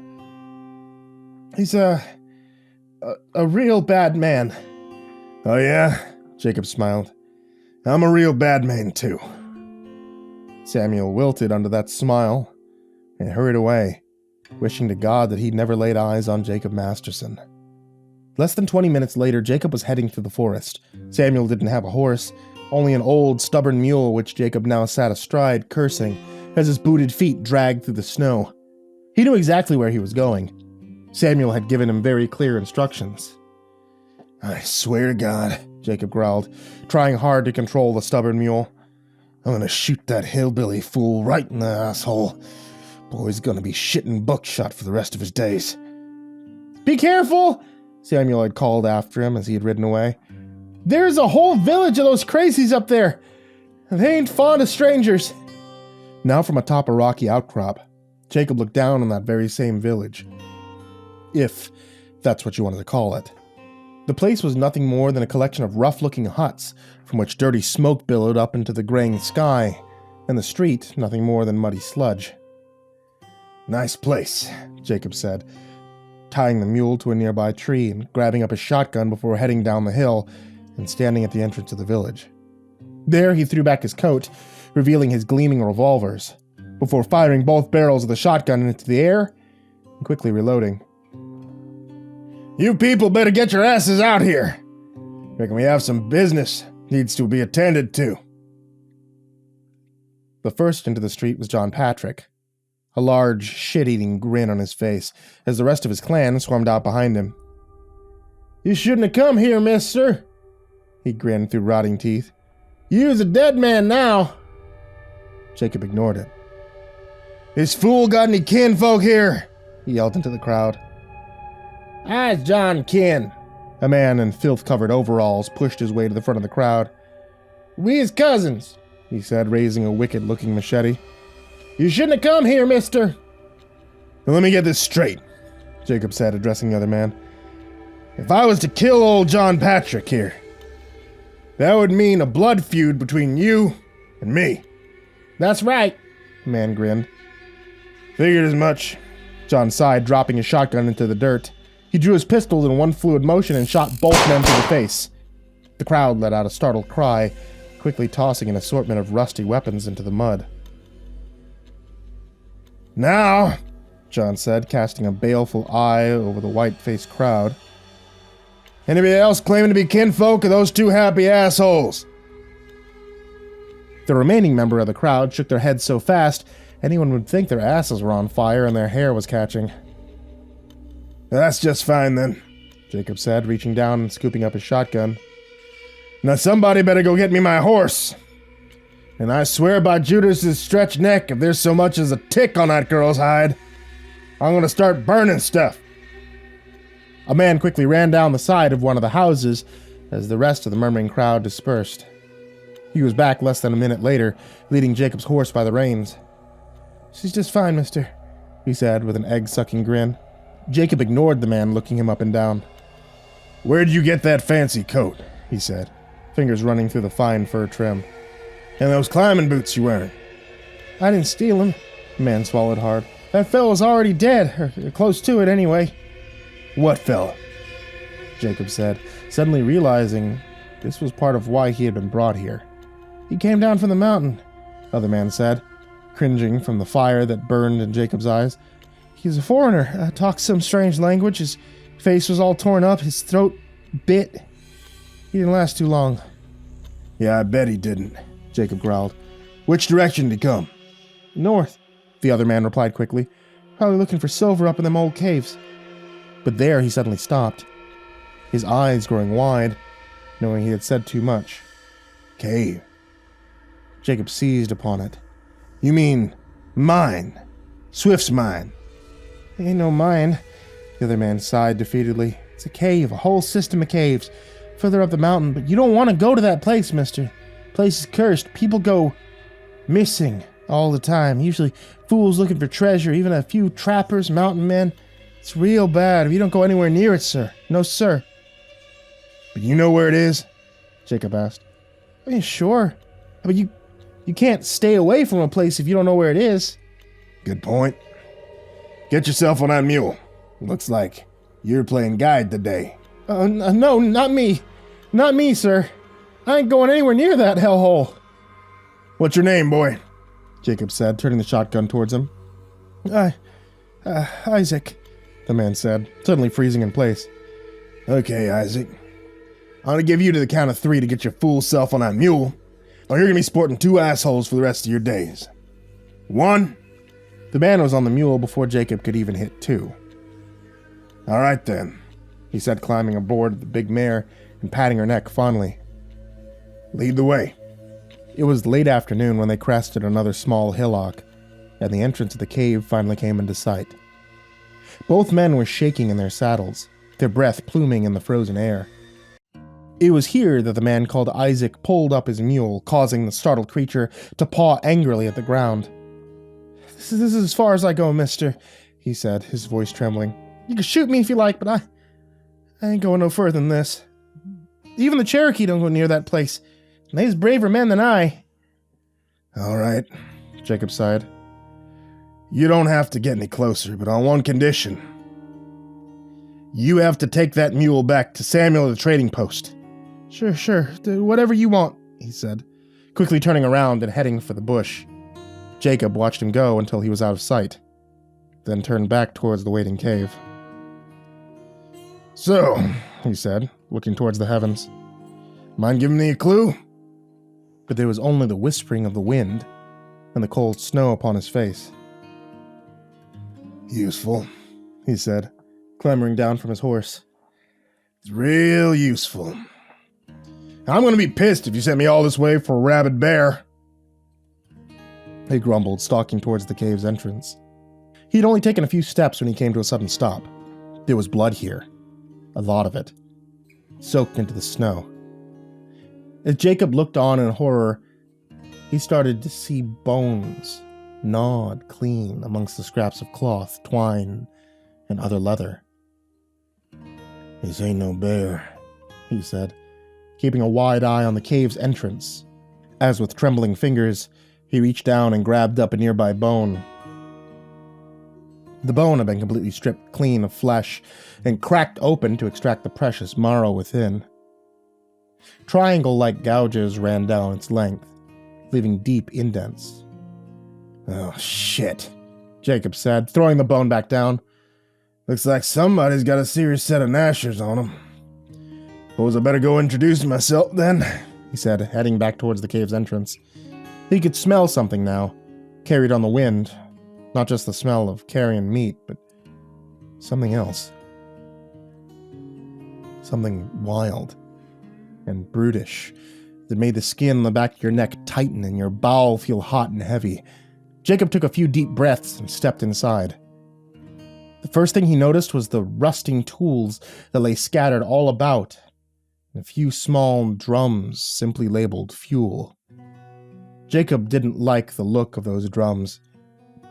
They were old and rusting, and it seemed to him that the sides were ever so slightly bulging. There was also a smell in the air like rotting fish and gone-over eggs. Jesus, Jakob cursed. Smells worse than 50-cent brothel. Unslinging his shotgun, he ventured further inside, glad for the cave's wide entrance that flooded the interior with light. Still, it grew darker as he headed deeper within, the cave floor beginning to slope ever so slightly. The smell was stronger now, strong enough to make Jakob's eyes water, and suddenly the ground beneath him was gone. With a cry, he fell some few feet into the stone-cold floor. "Fuck me," he said, rubbing at his side gingerly. But then he stopped. Staring in horror up at the cave's jagged ceiling from which hung 3 tattered and torn bodies, wrapped in twisted vines like some grotesque flowers. Their bloody fingers trailed across the cave floor. Jakob pulled out one of his revolvers, licking his lips nervously. His eyes searching the shadowy gloom, but there was nothing. Only a waiting silence like the whole world was holding its breath. Slowly, Jakob rose to his feet and waited. But still nothing moved. He stood that way for some time, his back pressed hard against the stone ledge, his ears attuned for the slightest movement. Eventually, he lowered his gun, but did not holster it as he walked over to the swinging corpses. Taking in the missing flesh and terrible damage, he was just reaching for one of the corpses, meaning to cut it down, when a spade-claw hand exploded from the chest. Talon-like fingers slashed for Jakob's startled face. With a cry, he reared back, his knife slashing at the twisted vine, cutting the hanging body free, dragging the creature down under its own weight, revealing its true and terrible form. The creature was long and impossibly thin, with a gray, scaly hide, but the most terrifying thing of it was its head, which was skull-like with a massive jaw from which 2 deer-like antlers slashed at the air as it fought itself free. Jakob had spent enough time in the Indian nations and heard enough tales to recognize a Wendigo when he saw it. "God, cursed son of a bitch," he growled, slapping leather as he fired both revolvers into the approaching creature, the air thick with the smell of gun smoke. The Wendigo screamed as round after round of hot lead smashed into its loathsome body, until at last it fell to its knees before Jakob, reaching for him with slashing claws, but Jakob leapt back, sending his knife down into a whistling arc, burying it deep into the top of the creature's skull. The thing's whole body went rigid, its twisted muscles standing out in stark relief before it fell down at Jakob's feet. "There's a curse on the ground because of you," he intoned. "Only through painful toil you eat from it. From the ground you were taken from the dust. You, and on to the dust you shall be returned." That said, he made the sign of the cross over the creature and yanked his knife free. As soon as he did, the creature sprang back to life, grabbing at his jean-clad legs and sending him sprawling onto the ground. Jakob howled in pain as the creature's jaw clamped down on his booted foot like a bear trap, cracking bone and bruising flesh. "Motherfucker!" Jakob screamed, slashing at the creature's face, extinguishing the crimson light from one glaring eye. Now it was the creature's turn to howl in pain as it rolled away, one spade-claw hand scrambling at its ruined face. Jakob shot to his feet, ignoring the pain on his shattered foot. As he scrambled up the ledge, he almost made it, but the creature shot out of the darkness. Latching onto his leg, it bit down hard, tearing a chunk of Jakob's calf away. For a moment, the whole world was an agony-filled hell, but Jakob dug deep, feeding on his fear and hate as he pistoned his free leg over and over again into the creature's snarling face. At last, it fell back into the darkness, setting Jakob free as he stumbled and limped away, the sound of his furious heartbeat like a war drum in his ears, his hot breath pluming in the frozen air. He could hear it coming, howling and gibbering as it closed in. Jakob picked up his pace, leaving a goodish amount of blood behind him. The entrance was before him now, the storm outside blowing like a white death. With one Herculean effort, he threw himself forward, twisting onto his back, pistols aimed at the creature as it came lunging at him, screeching its triumph. Jakob grinned and pulled the trigger, exploding one of the bulging barrels. There was a terrible explosion as if the whole world was on fire and the Wendigo was hurled through the air, its twisting body on fire as it landed hard in the snow. Jakob clambered to his feet and stumbled over to the writhing monstrosity. The creature had suffered terrible damage, both legs torn free, leaving ragged stumps behind which oozed blackened blood. Its ribcage had been torn open, revealing its still-beating heart. Tough son of a bitch, ain't you? Jakob said, plunging his hands into the Wendigo's chest and tearing the still-beating heart free, and yet still the creature would not die. Smiling, Jakob brought the blackened heart to his mouth and he bit down hard. The creature let out a scream that only the truly damned could muster. Still smiling, Jakob tossed its freezing heart into the purifying fire. Instantly, the Wendigo fell into ruined ash and was soon blown away in the wind. Ashes to ashes, and dust to dust, Jakob said, limping away. But the world tilted as he was hit with a wave of dizziness, and he stumbled, falling down, his back against a nearby tree, blood staining the snow. It was one hell of a party. Jakob smiled weakly, blood staining his lips. With a sigh, he closed his eyes and waited. There was no tunnel of light. There was no chorus of angels. Only an infinite darkness that Jakob gladly fell into. From the depths of the frozen forest, dark eyes watched on as the wind walked and talked all about him, howling like a harbinger of doom.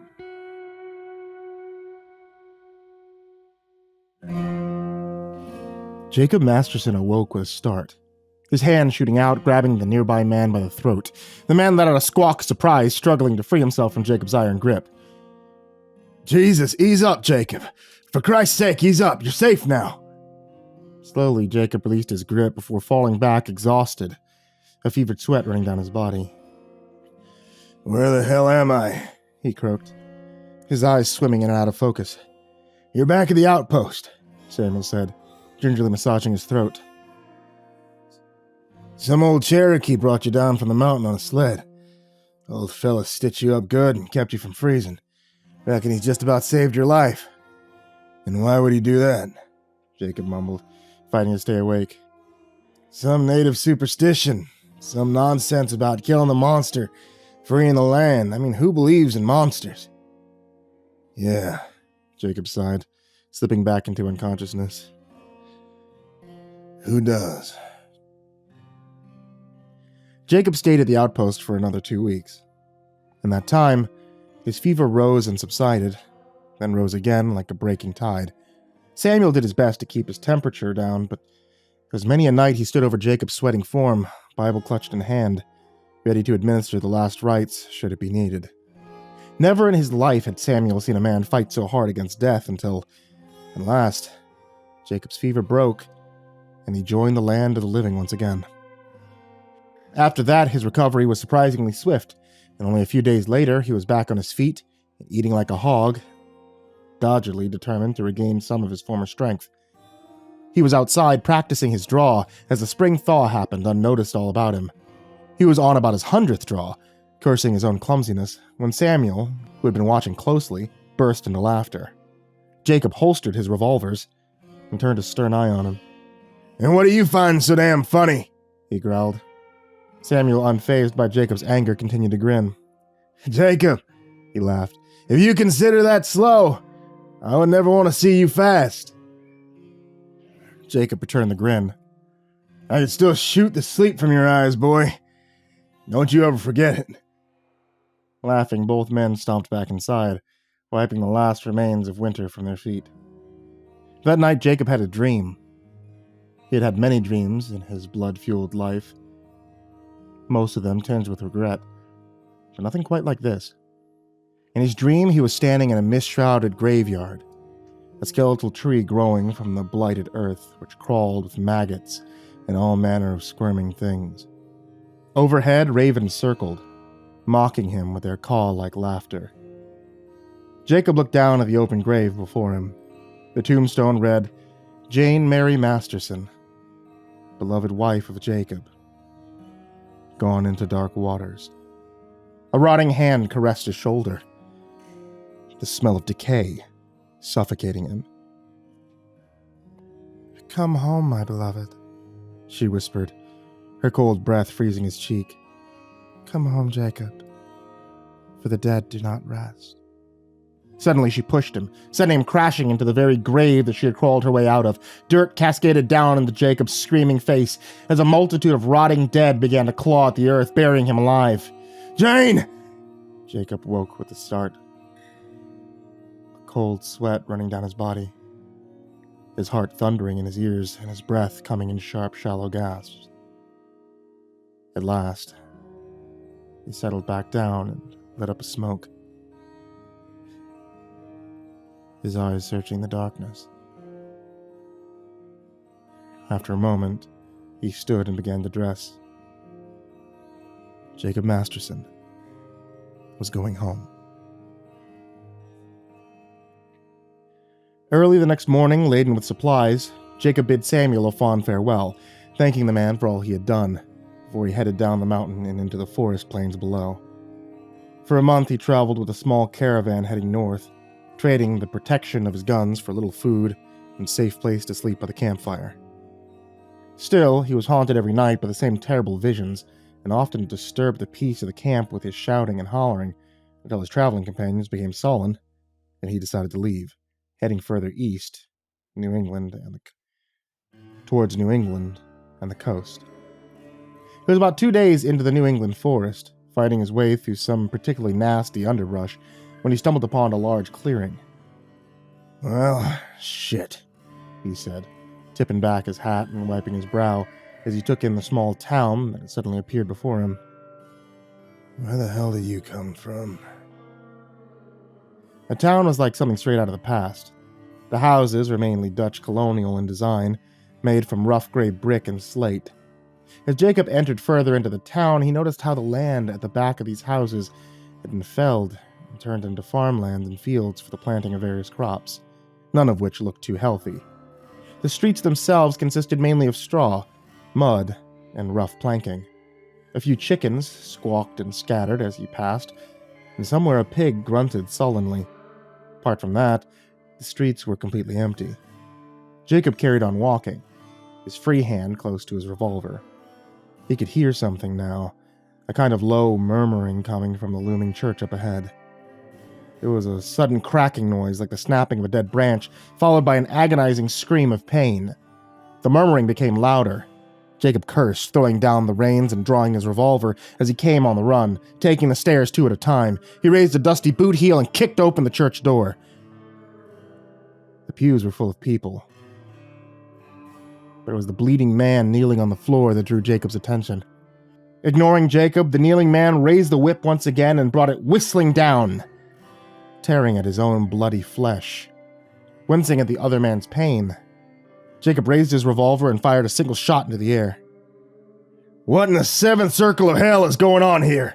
he yelled at the frightened congregation, who huddled down into themselves at the sight of this dusty phantom, who had suddenly appeared amongst them. When Jacob received no answer, he stalked into the church, eyeing the swaying priest who stood behind the pulpit, presiding over the whole bloody mess. "You have no right to interfere in this, stranger." The priest slurred his eyes, filled with religious zeal, but Jacob ignored him, tearing the whip from the kneeling man's bloody fingers and casting it aside. "You," he said, grabbing the man by the ear and casting him into the aisle. "Get your fool ass out of here." He punctuated this by helping the man on his way with a sharp kick to his breeches. The man took the hint and ran wailing from the church.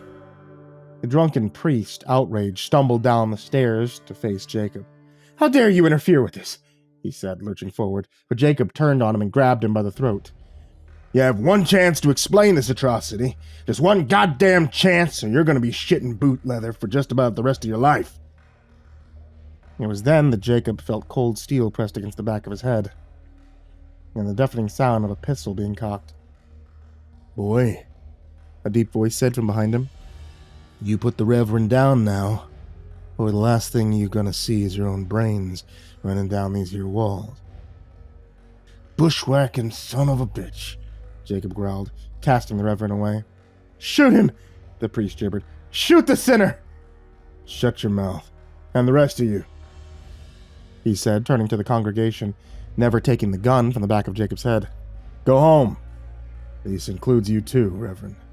Go on, get. The priest did as he was bid, joining the rest of his scurrying flock. When the church was finally cleared, the unseen man spoke again. Now listen closely, stranger. You unbuckle that gun belt real easy. Let her hit the ground. You hear me? Jakob nodded once. His gun belt fell to the hardwood floor. Now turn around, let's have a little chat. Jakob did as he was asked, turning slowly, his hands in plain sight. The man before him was tall and slender, with a great bushy ginger beard. He wore a dusty derby hat, fancy-looking waistcoat, gold chain and all. Slowly he lowered his pistol, but kept it ready at his side.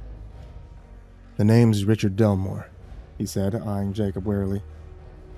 Guess you can say I'm in charge around here. Now you want to tell me why you come busting in here, shouting orders, interrupting our service? Service? Jakob snarled. Is that what the hell you call this atrocity? I call it atonement, Delmore cut in. Atonement and desperation. Hell knows. We've tried everything else, he said, his voice dropping off. Still, Jakob heard him rightly enough, and the obvious pain in the tall man's voice, and seized upon it. Desperation. Now why would you good folks be so desperate as to spill blood in the house of the Lord? It was that damn Reverend's idea. I guess we got swept away by the whole thing. Besides, it was that fool Malachi's fault that all this happened. Him and that damn daughter of his. Malachi? Jakob questioned. The fool with the whip? The Reverend said if he made a sacrifice of his blood, the curse would be lifted from us. Curse? Jakob asked again, confused. The other man sighed. It's a long story and I could use a drink. How about you, stranger? Could you use a drink? Just about always. Name's Jakob, by the way. Jakob Masterson. Well, okay, Jakob. Seeing you're so interested and I could do with getting a few things off my chest, let's head over to the saloon. And those? Jakob said, eyeing up his guns. They stay, Delmore said. That's when Jakob moved lightning fast. He tore the gun from the other man's hand and had it cocked and pointed at his face in less than a second. Now listen closely, he said, trying to keep his voice light. If I wanted you dead, I could just unload this here pistol right in your face. But I ain't gonna do that. I help people. Sometimes when something or somebody needs a killing, I do that too. I ain't gonna harm you or any of your people. But not having my guns makes me nervous. And irritable. Hell, damn near makes my ass itch. That said, he slowly lowered the hammer and offered the back up to Delmore, who took it slowly, almost reverently. I ain't never seen a man that fast, he said, looking at Jakob like he had never seen him before. Oh, maybe you don't get around much. Jakob smiled. Now can I strap on my goddamn guns or not? Do I have a choice? The other man smiled back. Hell no, Jakob laughed. Now how about that drink? They were onto their second shot of whiskey. Sat in an empty corner of the dusty saloon when Delmore began to speak. You said you help people. Not rightly by design, Jakob said, sipping the second drink more slowly, enjoying its warmth. You may call it a side effect of what I do. And what is that? Delmore asked, sipping his own drink. Guess you'd call me an exterminator of sorts, Jakob said, lighting up a smoke. Whenever God gets it into his mind that a man needs killing, sends me on my way. I've put more bad men in the ground than pox. Back at the church, you said someone or something. What did you mean by that? Look, Jakob sighed. Whatever you got to tell me, just tell me. I won't think you're crazy. What if I think you are? Delmore said, throwing back his drink. Then I guess I'll be on my way. No harm, no foul, but I don't think you want me to leave. I think you need me. And to tell me your story, Jakob pressed. All right, then. Delmore sighed, pouring them both another drink. Here goes. They were traveling folk, circus performers, sellers of charms, love potions, snake oils. We woke up one morning and they were suddenly just there, their gaily painted caravans camped at the edge of the forest. As soon as the town awoke, they were amongst us, flashing their golden smiles, offering to read your fortune on the lines of your hand or sell you an ointment so your old bones don't ache so much through the long winter. We tolerated them at first, even after a week. Then they started to wear out their welcome. We didn't have a crossword to say to them. That's when James's daughter started stepping out with that boy. James? Jacob interrupted with a questioning eyebrow. Yeah, Delmore replied. The fellow with the whip. The one whose foul temper got this shit show started. Okay, Jacob said, rolling a shot glass between his palm thoughtfully. go on.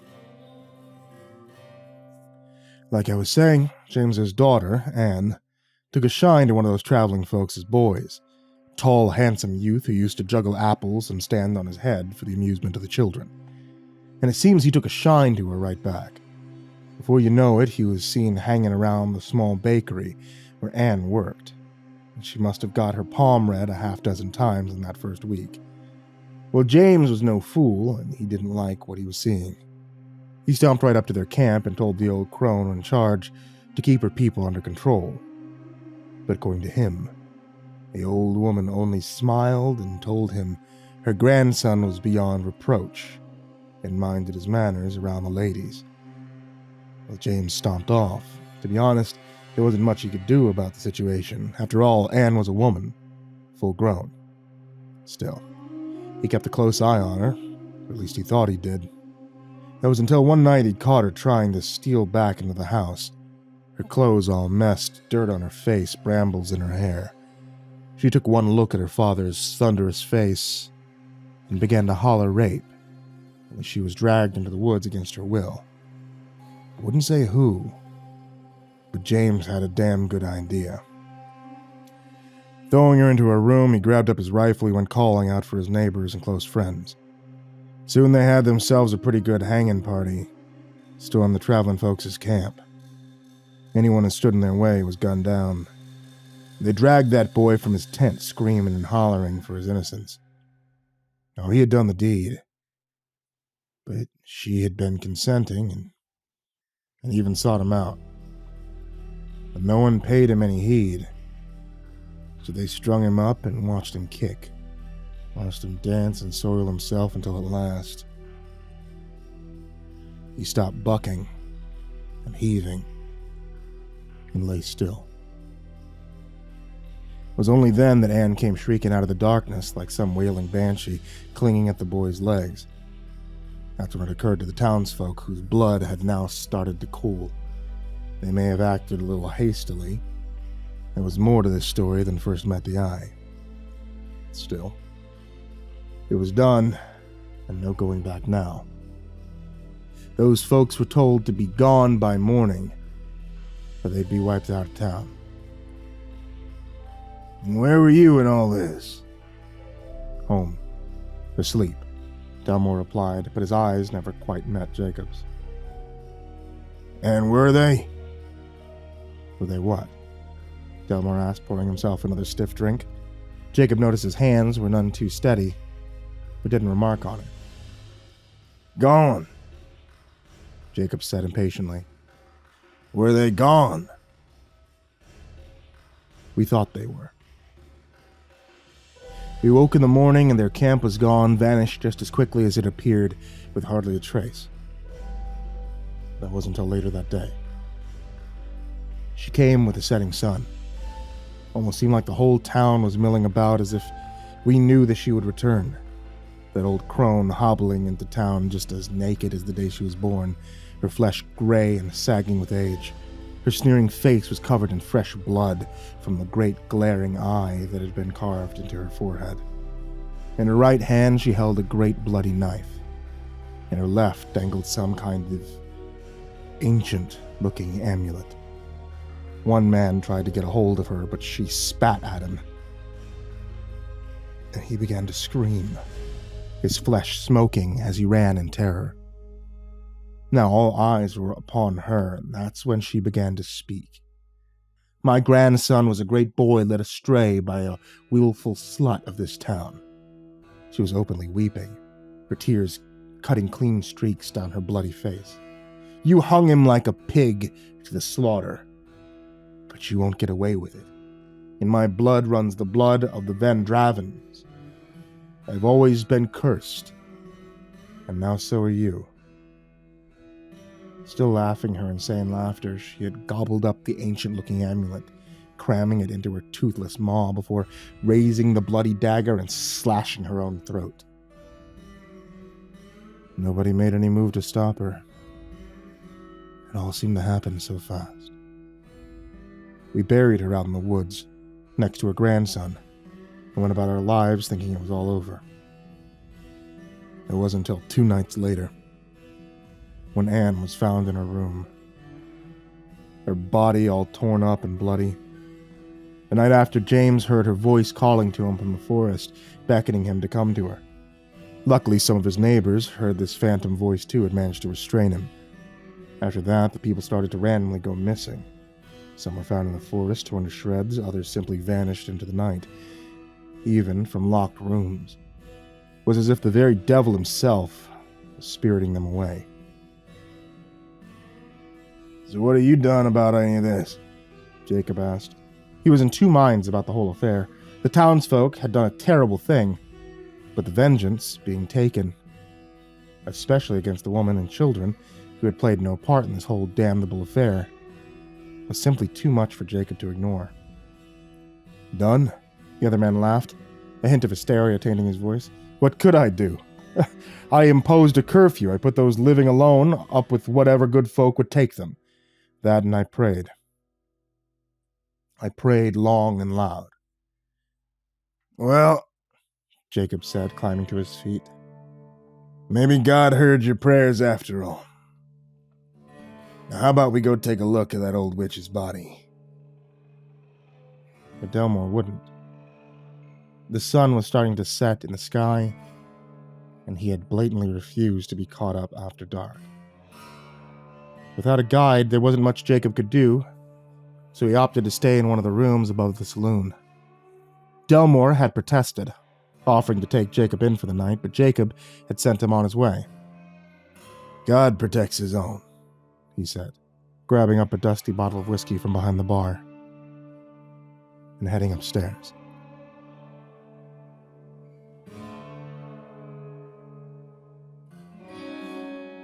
Now he sat on the bed, smoking and looking out the window.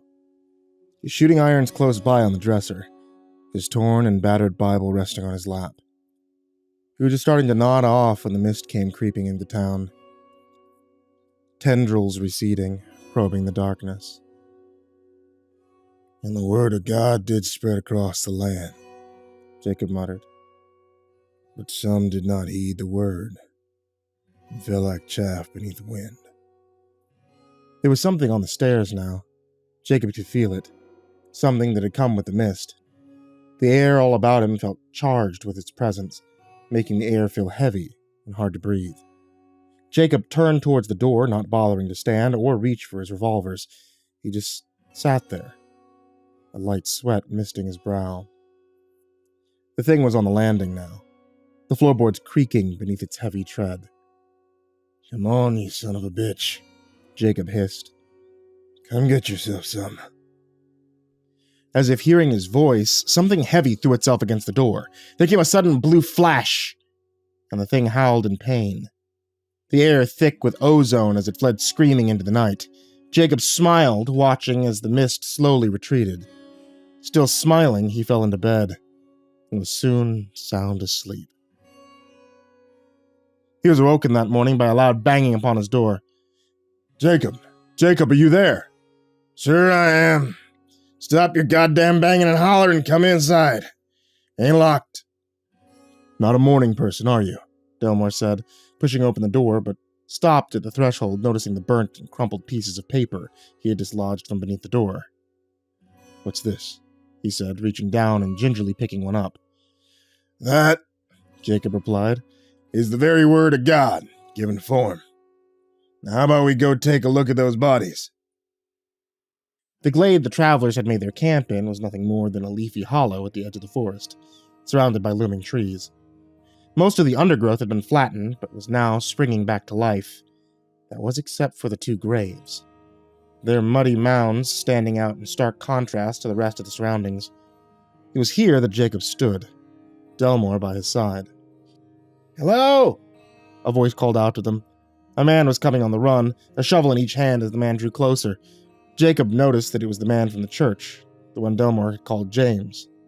He of the whipped and bloody back. The man drew closer, dropping his shovels and offering Jakob his hand. "James," he said. "James Archer." Jakob ignored the offered hand. "You're the plumb fool who started all this commotion." The other man took his hand back. "Yeah," he said angrily, "and lost a daughter for it." "An eye for an eye," Jakob replied.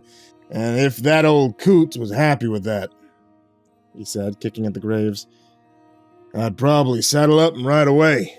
Seems like she wants the whole damn town to suffer. And I ain't half right. So get to digging, James Archer. This is your mess. You can help clean it up. Start with a crone first." The other man looked as if he wanted to argue, but in the end, merely sighed and started to dig. He had only been at it about 10 minutes when he let out a sudden scream and bolted from the hole. Cursing, Jakob leapt to his feet, and none too gently shoved the man aside. "Mother of God," he whispered, eyes wide at the writhing mass. The grave was full of snakes that hissed and turned, their fangs dripping venom, their flat reptilian eyes staring up at Jakob. Frantically, he grabbed up a shovel and began to dig furiously at the other grave, throwing dirt upon the twisting mass. Moments later, he hit something soft and threw down the shovel, clawing at the dirt until at last, his fingers uncovered something wet and gleaming. It was the body of a wolf, hairless and completely skinned. "Bring fire," Jakob commanded, crawling from the grave. "For the love of God, bring fire!" Moments later, both graves were aflame. "Is that it?" Delmore asked. "Is it over?" "No," Jakob replied, spitting into the flames. "I reckon not. You said a lot of these missing folks vanished into the forest?" The other man nodded. "All right, then. I want you to gather up what's left of the townsfolk and hunker down in the church, yeah? Do it now, today. Not you," Jakob said as James turned to follow. "You're with me." "The hell I am," James said, shaking free. "What do you need me for?" "I'll tell you why," Jakob said, getting up in the other man's face. "Because you owe this town. It's your foolishness and pride that caused this commotion, and now you're gonna help fix it." A sudden realization dawned on James's face. "You want to use me as bait, don't you? To draw out whatever's doing these killings." "You ain't as dumb as you look," Jakob growled. "And what if I say no?" James said, taking a step back. "And I guess I'll have to gun you down where you stand," Jakob replied, his hand falling towards his hip. "You can't do that!" "I can, and I will. You better believe that, friend. You strung up an innocent man, from what I hear, gunned down a few others to boot. That makes you a murdering son of a bitch." "And I ain't paid for it?" James gasped, tears in his eyes. "My only child is dead." "Yeah, you did," Jakob nodded. "May she rest in peace. Many others have lost their children and loved ones because of what you did. Now make up your mind. Come and try to make amends. Perhaps even get a little revenge.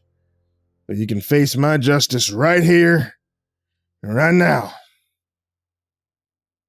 "And what if I say you're bluffing?" James replied, licking his lips nervously. Jakob gave him a chilling smile. "That, my friend, could be your last mistake." Less than an hour later, both men met at the edge of the forest. Jakob had gone back to his room and picked up some supplies. Around his neck, he wore a crucifix made of pure silver. In his pocket, a few vials of holy water and his torn and battered Bible. The guns at his hip, loaded with both silver and lead. To be honest, Jakob was not sure what he was facing here, but he liked to keep his bases well and truly covered. James, however, only had the clothes on his back, and Jacob's bone-handled knife, wicked sharp and silver-edged. Jakob hadn't trusted the man with much else. He was scared, and scared men get up to all manner of foolishness. All right, Jakob sighed. let's get going. We're burning up daylight. He signaled the other man forward as they entered the shadow of the forest. Where exactly are we going? James said from over his shoulder. I have no idea, Jakob replied. I have a feeling whatever we're looking for will come to us, not the other way around. You mean, for me? Jakob shrugged. Keep walking. They were both on their way back to town, hot, tired, and covered in insect bites, the sun setting at their backs when the attack finally came. James had been complaining about a hot, fruitless search when a huge wolf burst from the undergrowth. Ignoring Jakob, it lunged for James, who threw up his hands to protect his face and throat. Jakob slapped leather just as soon as the beast clamped its massive jaws on James's flailing arms. Even over the sound of the gunfire, Jakob could hear the sound of cracking bones and tearing sinew as the wolf continued to maul the other man, seemingly impervious to hot lead. Cursing as his revolvers clicked empty, Jakob drew his other gun, praying the blessed silver would end this nightmare. Taking careful aim as to not hit the other man, he barked off a single shot, hitting the great beast in its bunched flanks. Instantly, the creature flew back, releasing the screaming man. Run! Jakob bellowed. Get back to the church! Go! Go! Clutching his bleeding arm, James ran past the squirming beast, who was already trying to gain its feet. Jakob fired off another round, putting the creature back down. He fired again and again till at last the great beast lay still. Jakob knelt down beside it, but suddenly fell backwards with a cry as a clutching hand exploded out of the creature's stomach, followed by a blood-covered arm, shoulder, and gore-streaked head. Mother will kill you for this, the boy croaked. She'll eat your soul, just like she did all the rest. They hung me, but she made me live again. It was nearly free now, as Jakob, who had quickly regained his composure, strolled over and slammed the booted foot down on the back of its neck, driving it down into the dirt, pinning it in its place. Falling down heavily, he replaced the foot with a knee. Tearing the silver crucifix from around his throat, he grabbed the thing's snapped jaw and pulled hard, dislocating the lower half of its face. He rammed the crucifix into its gaping mouth. There came a sudden blue flash, and the smell of ozone, perfuming the air as the creature began to scream. Great plumes of smoke issued forth from its mouth and nostrils. Jakob pulled his revolver and stuck it up under its chin. You tell that bitch when she gets to hell, it was Jakob Masterson who sent you there to greet her. He growled before pulling the trigger and blowing the top of the thing's head off in a welter of blood and bone. From the forest came a scream of anguish. Shit! Jakob cursed. Yep, she already knew. He jumped to his feet, his gun at the ready. Night was coming on fast now, the forest shrouded in shadow. Something crashed behind him, and he whirled about, pulling the trigger. But his gun clicked empty. Shit! Jakob muttered, out of silver bullets. His crucifix gone, he decided to make a tactical retreat. A thin mist had suddenly sprung up, swirling around Jacob's feet as he ran through the forest, wet branches slapping at his face, their thorns tearing at him. The mist was all about him now, as he burst from the forest, sprinting for the light of the nearby church. There were things crawling through the mist, voices laughing and gibbering. Jakob took the stairs, 2 at a time, throwing open the doors and collapsing inside. The mist hit the threshold and recoiled. Close the goddamn door! Someone bellowed. No! Another screamed. I shall smite this evil! It was the crazed priest, running for the door, a giant crucifix held before him like some kind of shield. Oh, no, you don't, Jakob said, tripping the foolish priest, sending him sprawling. I need you alive for now. Now somebody please shut that goddamn door! Jakob climbed to his feet, all eyes upon him. The church was trembling and shaking, as if the whole building was being squeezed by a giant fist. Pray, Jakob told him. Pray for your soul's sake. Town folks did as they were bid, dropping to their knees, muttering the Lord's Prayer over and over again, the shaking beginning to subside, then stopped. But the mist swirled outside, pressing against the windows as if seeking a way inside. You, Jakob said, dragging the raving priest by the collar. You're going to perform the Eucharist for me, right now. The priest started to argue, but Jakob stuck a gnarled fist in his face. Now, Reverend, don't make me ask you twice. After the ceremony, Jakob gathered up the holy wafer and poured the sacred wine into the corner of the church, rocking back and forth, mumbling to himself. Reckon the Reverend finally lost what little marbles he had left, Delmore said, approaching Jakob, who sat by the window, watching the swirling mist. What happened out there? He asked, handing Jakob back his knife. James told me to hand this back to you, and thank you for his life, although I reckon he's going to lose that arm. Evil, Jakob mused. An evil like I never faced before. Whatever that old woman was in life, she's pure evil and death. It was her grandson who tore up James' arm. You know, the one you fools strung up. How can that be? Delmore gasped. We killed him. Yeah, she brought him straight back. He was the one tearing your people up in the forest. I took care of him. One down, and one to go, he said, rubbing tiredly at his eyes. So what will you do now? Wait until dawn.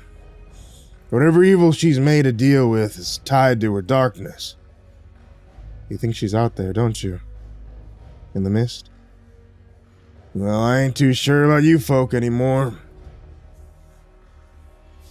But I reckon I'm pretty high on her shit list right about now. Is there anything I can do? Yeah. Leave me to my peace. Delmore retreated to the back of the church and sat down heavily, prayer book clasped in his hands. The night sky had just started to lighten when Jakob noticed the mist starting to beat a hasty retreat. Instantly, he was on his feet, running down the aisle. He threw open the church doors and began to follow. The light at his back growing brighter and brighter, the mist was retreating faster now, as if desperate to escape the coming sunrise. Jakob hot on its heels. He entered the forest, his heart banging in his chest, his breathing coming fast and hard as he struggled to keep up. He was entering a gloomy glade, a moss-covered collection of boulders before him that sat in front of a gnarled hillside. The mist was receding between those boulders into a large, jagged crack in the hillside. There came a sudden rustling as something wrapped itself around Jacob's jean-clad thigh. He howled in pain as more vines shot out of the gloom, their strangled cries causing his eyes to bulge, his face turning an alarming shade of blue. Only his left hand remained free where it scrambled at his gun belt, until at last, his nerveless fingers found the hilt of his knife. With his vision fading, he slashed at the vine across his neck. Blood sprayed from the torn edge as it shot back into the darkness. Drawing a desperate breath, Jakob continued his hacking and slashing, his body running on pure adrenaline and rage until at last, he found himself free and threw himself into the jagged opening, leaving a goodish amount of skin behind. No more of the twisting vines followed as he wormed his way through until the claustrophobic nightmare ended and he found himself inside a small cave. There was a woman there, sat by a small campfire, her body seemingly old and frail, but her eyes burned with a terrible vitality. "You said you would come." She glared at him. "That's so," Jakob said, spitting into the dirt. "Oh, yes." She waggled her blackened tongue at him. "The Dark Prince knows of you, Jakob Masterson." "Like I give a fuck. You sold your soul, didn't you? Condemned your soul to eternal damnation. Made a deal with the devil himself." She cackled then. "Actually, I made two. Soon as you rode into town, he spoke to me again." She shuddered. "He told me I could save myself from the hellfire if I delivered your soul unto him." "I don't know what's funnier," Jakob smirked. "Old split-foot thinking my soul's up for grabs, or you thinking you could take it?" At his mockery, she leapt to her feet with frightening speed, scattering burning embers. "I'll deliver your soul unto him," she shrieked, suddenly lunging forward. Jakob drew down on her, firing hot lead into her heart, every shot hitting the mark. But this barely slowed her as she crashed into him with bone-numbing force. Still, Jakob managed to turn on her, ramming her squirming body against the cave's jagged walls. With that same eerie speed, he pulled his knife, ramming it into her chest. She howled in pain at its silver edge. I shall lead you to the path of righteousness for his name's sake, Jakob growled, twisting the blade, but she only laughed at him, spitting her blood into his face. Jakob screamed in pain, staggering away as his left eye boiled from his head, running like hot yolk down his contoured face. Cackling, she rammed into his back, sending them both crashing into the campfire, where she straddled him, her hands going for his already bruised and battered throat. Jakob cursing, grabbing up a handful of burning coals. An eye for an eye, bitch, he screamed, ramming the glowing coals into her face, grinding his burning palms into her eye. She howled in pain, rearing back, completely blind. She staggered away, her feet tangled as she went down hard. Jakob breathed hard, his fury lending him strength, leapt upon her. I'm gonna take you to church, bitch, he spat, taking the holy wafer from his pocket. This is my body, he intoned, ramming the wafer into her screaming mouth, driving his hand down her throat as she began to gag and choke. And this is my blood, he said, uncapping his hip flask, which I spilt for you. That said, he upended the flask into her contorted face. Immediately, her skin began to smoke and peel. Jakob leapt back as her entire body burst into terrible flames. Driving him back, his hand held high to protect his mauled and battered face. In a moment, it was all over, and her wretched form was no more than ash on the wind. Jakob staggered away, his body a mass of pain. He was found a few hours later at the edge of town. He stayed with the grateful townsfolk for close to 2 months, as his body began the slow process of healing. Still, his nights were haunted by the voice of his long-dead wife, calling to him through the night-shrouded mist. It was Easter Sunday when Jakob finally climbed from his sickbed, an old gunslinger with a missing eye and shaky hands. Yet his will was strong as ever, forged with blood, iron, and steel. North, the wind whispered. Home, Jakob whispered right back. Time to go home.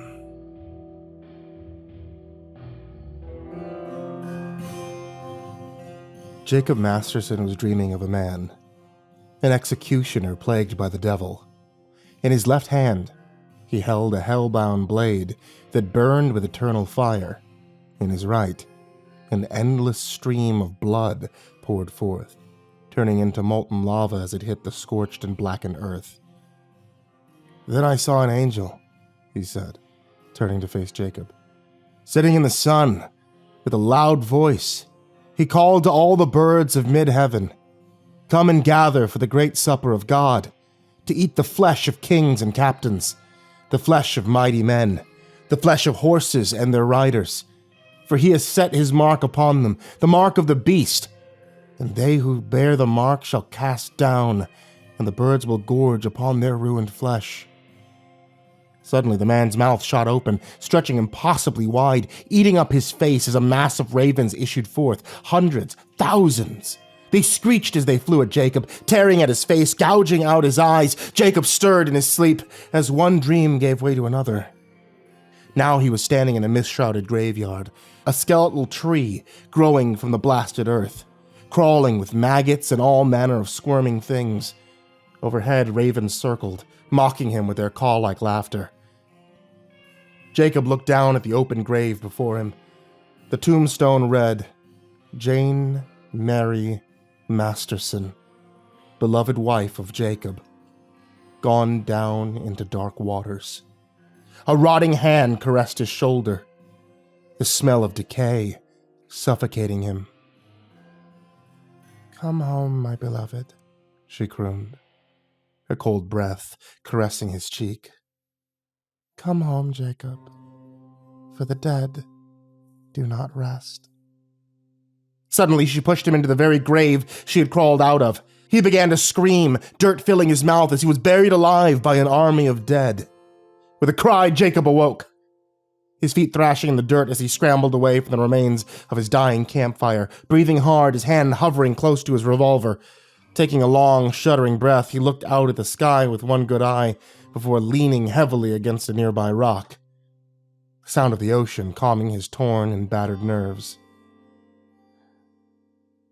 Goddamn dreams, he growled, wiping the sweat from his brow and letting up a smoke.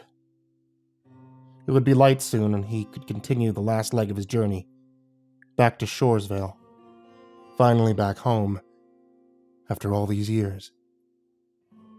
He wondered if the old place had changed much, and what was afoot there.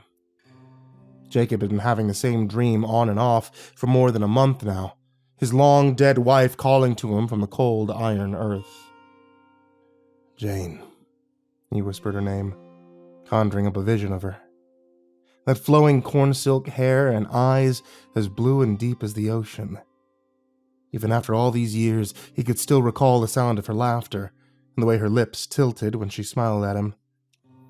Jakob had only ever loved one woman, and now, for some reason, it seemed she was haunting his dreams and calling him back home. Or perhaps something masquerading as her. If that was the case, then whatever this thing was, it would pay a high price for its deception. Sighing, Jakob stoked up the fire and laid on a pot of coffee just as the first rays of dawn started to stain the night sky. Blessed is the man whose patience exceeds his temperament, Jakob muttered. His words were carried on the night air and cast into the wind. Later that day, Jakob found himself in the lush forests of New England. By his reckoning, he was perhaps only 10 miles from home. He'd grown up in Shoresvale, the only son of a preacher. His mother had died, bringing him into the world. His father had tried his best not to hold it against him. Still, he never seemed to have much time for his wild-eyed son, except to administer a whooping when Jakob found himself in trouble, which was often. As a youth, Jakob had been prone to mischief. Whether this was a cry for attention or just his restless nature, nobody could tell. But if there was ever an incident in the small coastal town, you could bet a silver dollar Jakob Masterson was involved. The other children lived in fear of his quick temper and hard fists, but when Jane's family moved into the town, and Jakob saw her for the first time, it was as if he had been struck by lightning. Jacob's father used to rattle on about angels, and Jakob was never too sure if they existed or not, but after seeing Jane for the first time, he became a believer. Nobody could be that graceful and beautiful without somehow being touched by God. Jakob, who by then had turned into a tall, gangly teen, had gone out of his way to bump into Jane whenever he could, and they had soon struck up an unlikely friendship.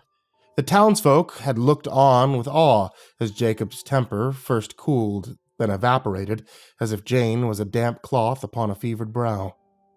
It was Jane who had convinced Jakob to follow in his father's footsteps and to give back to the community he had once so badly terrorized, and Jakob, wanting to be a better man for her, had done just that. A few years later, they were married, and Jakob filled the role of the town's preacher shortly after his father's passing. Their lives had been quiet in the dreamy New England town, and they had started to talk about having children and starting a family of their own. But that was before hell had come to their little town. Jakob had been in the pantry, taking stock of the winter supplies, when he had heard Jane scream. A tin of canned goods had slipped through his fingers as the scream was repeated, and then suddenly cut short. Leaping from the stool, Jakob had crashed through the door and out into the yard where Jane had been gathering her drying sheets.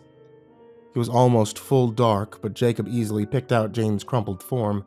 Jakob let out a cry and ran to her, falling to his knees, gathering her up, looking in disbelief at her clawed and bloody face, and what was left of her torn throat. That same throat he had kissed 1,000 times. "Jane!"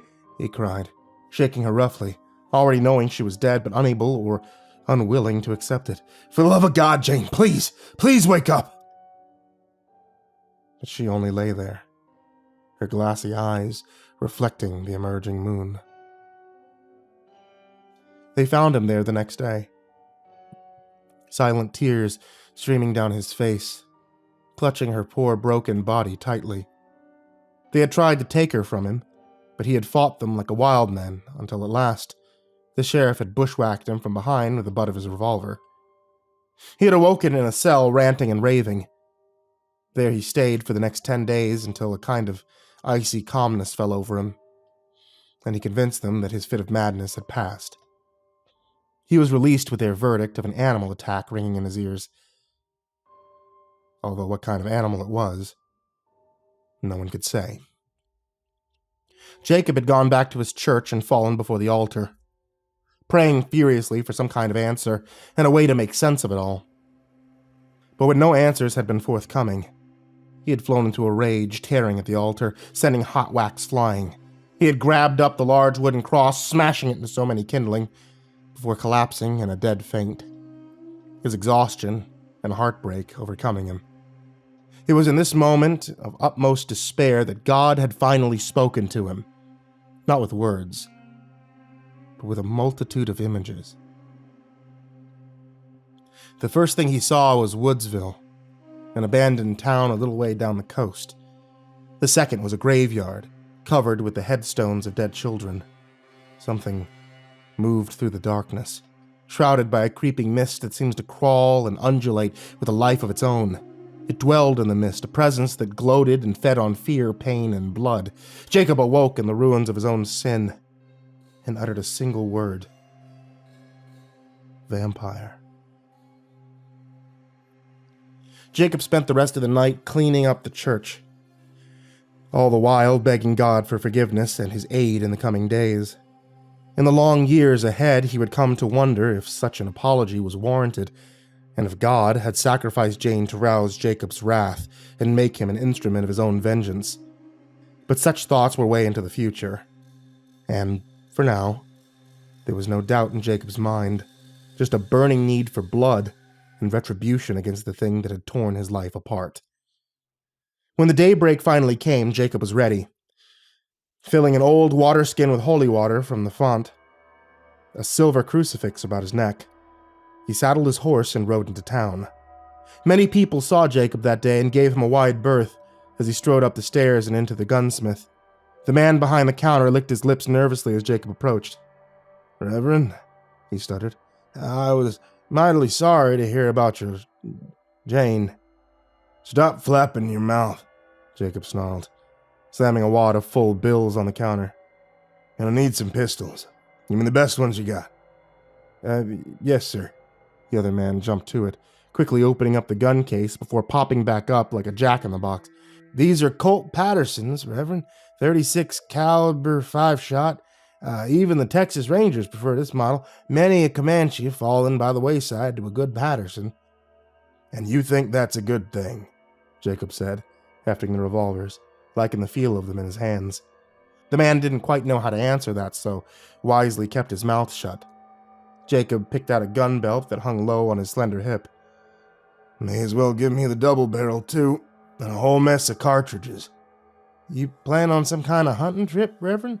The other man finally got up the courage to ask, deathly afraid Jakob had lost his mind and, in his anguish and grief, was perhaps planning on shooting up the entire town. "Yeah," Jakob grinned a grin that made the other fella feel sick to his guts. "That's damn right. A hunting trip." That said, Jakob stomped away carrying a small arsenal, and that same sickly grin stamped across his rough features. As soon as Jakob left, the gunsmith ran across the street into the sheriff's office. Jakob was halfway to Woodsville when the sheriff caught up to him along the coast road. "Afternoon, Reverend," he said, pulling his horse up in front of Jakob, who had to pull harshly on the reins to head off a collision. "The hell do you think you're doing, Finley?" he spat. "You trying to send us both tumbling in the goddamn ocean?" "That's harsh words for a man of God," the sheriff replied, patting the side of the big mare's neck. "Now maybe you mind telling me we're off to in such a damn hurry with those revolvers strapped to your hip?" "And what if I ain't in the frame of mind about telling you such a thing?" Jakob replied. "Well, then I guess I'll be taking you back to town," Finley said, shifting uncomfortably in his saddle. "That ain't gonna happen." Not without blood being spilled on this here road. No need for such talk. The hell's gotten into you, Jacob? You're a man of God, for Christ's sake. Not some gunslinger or a hired killer. That man's gone. Jacob spat into the dirt. The thing that killed my Janes out here in Woodsville. Woodsville's been abandoned for close to 5 years now. I had a pestilence. Sweat and sickness had killed off most of the population. You know that, Jacob. Yeah, Jacob replied. That's what I thought I knew. God showed me different. There's a creature that killed these people. Spread a disease amongst them with its bite. The same bastard thing that killed my Jane. And I have a feeling it means to take our town next. And I ain't about to let that happen. The sheriff sighed, knowing it would do no good to try and talk Jacob out of his delusion, so he decided to play along. Figuring if Jacob went to the old town and saw nothing was amiss, he may accept some help and come back without too much fussing. All right, then. Let's say what you're saying's true. You want to go up there against this thing, whatever it is, alone? He asked. Or do you think a little help could be called for? It's my town too, Jacob. Hell, I'm the sheriff, ain't I? Jacob thought about it for a moment. Yeah, I guess you are. And you're welcome to come along. Free country, after all. I have a feeling you're humoring me all the same. If you are, you can humor me a little more and put this on, he said, reaching into his pocket and throwing something to the sheriff. He caught it up in midair. It was a crucifix. Slipping it over his neck, he followed on behind Jacob, wondering what the hell he was getting himself into.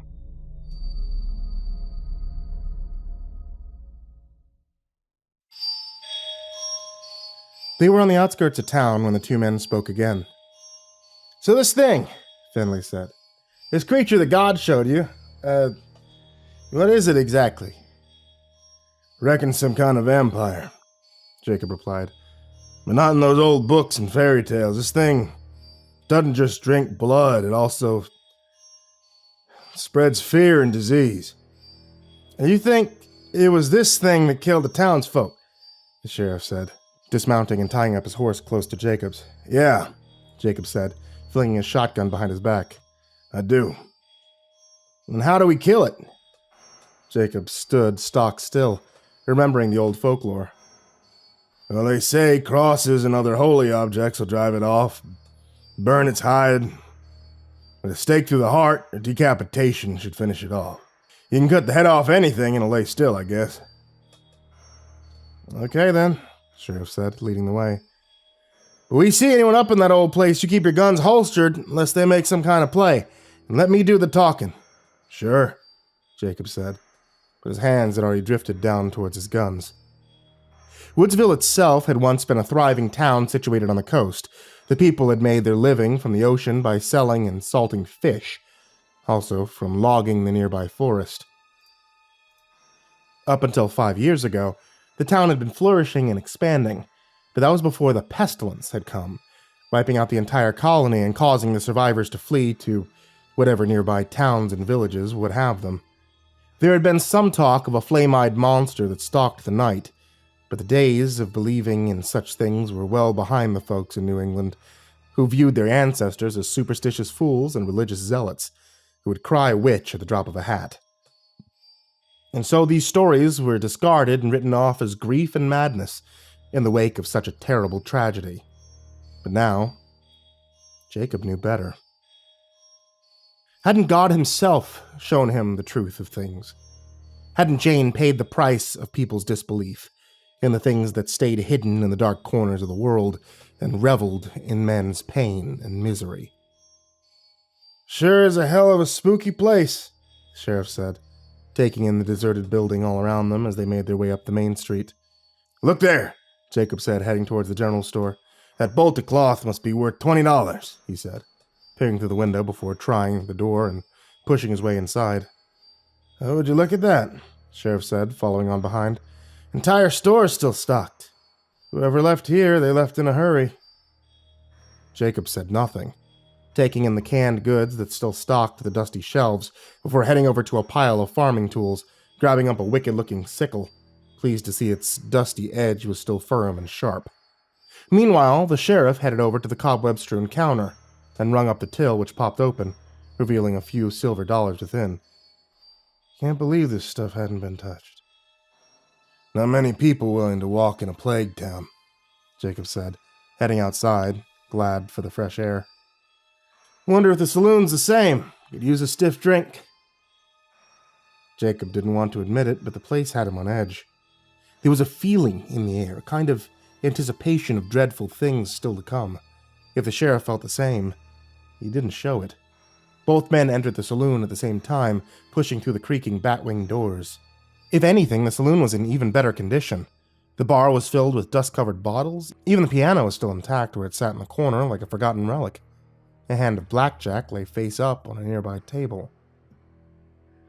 Jakob wasted no time and went behind the bar. Blowing the dust from a couple of shot glasses, he poured them both a shot of whiskey. So what now, Jakob? Finley asked. I don't see any sign of the creature you mentioned. Just an old town starting to rot. A lot of people left in a damn hurry to avoid whatever disease is trying to kill them. Jakob nodded his agreement. Sure looks that way, but God showed me another place. Old boneyard up the hill. Reckon we should check that place next. And if there still ain't nothing?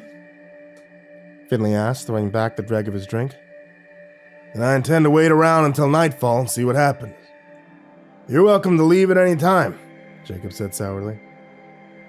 Think I'll stick around some, the sheriff said, grabbing up his hat. Let's go take a look at this graveyard of yours. The Woodsville Cemetery sat atop a small flat hill in the western side of town. It was shaped like an upside-down horseshoe and surrounded by tall trees, their leaves just starting to pick up a hint of red as summer gave way to fall. Most of the graves were marked with nothing more than a simple wooden cross hastily erected and hammered into the ground, the names of loved ones carved into the wood, but every now and again, a stone angel reared around these paupers' graves, as if patiently awaiting the day of judgment. The whole place was silent. There was no trilling birdsong, no chirping of crickets in the long grass. Nothing. Just an eerie, waiting silence. Quiet, ain't it? Jakob said, licking his lips nervously. The sheriff said nothing, but his hands had dropped to the pistol by his side, and his eyes scanned the lengthening shadows. Well, we ain't gonna see much stood up here chewing the breeze, Jakob said, leading the way. You go left, I'll go right. Cover more ground that way. What are we looking for? The sheriff replied. Jakob shrugged. Not rightly sure. Let's get to looking anyway. It was less than 5 minutes later when Jakob heard a squawk of surprise, followed by a scream of pain. Drawing his revolver, Jakob came on the run, calling the sheriff's name. Careful! The sheriff screamed as Jakob skidded to a halt. There was a massive hole before him, the smell driving him backwards. It was a smell of rot and decay, of fly-blown maggots.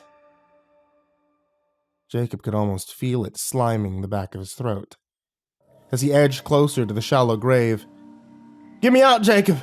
the sheriff pleaded and looked up at him. "For the love of God, please get me out!"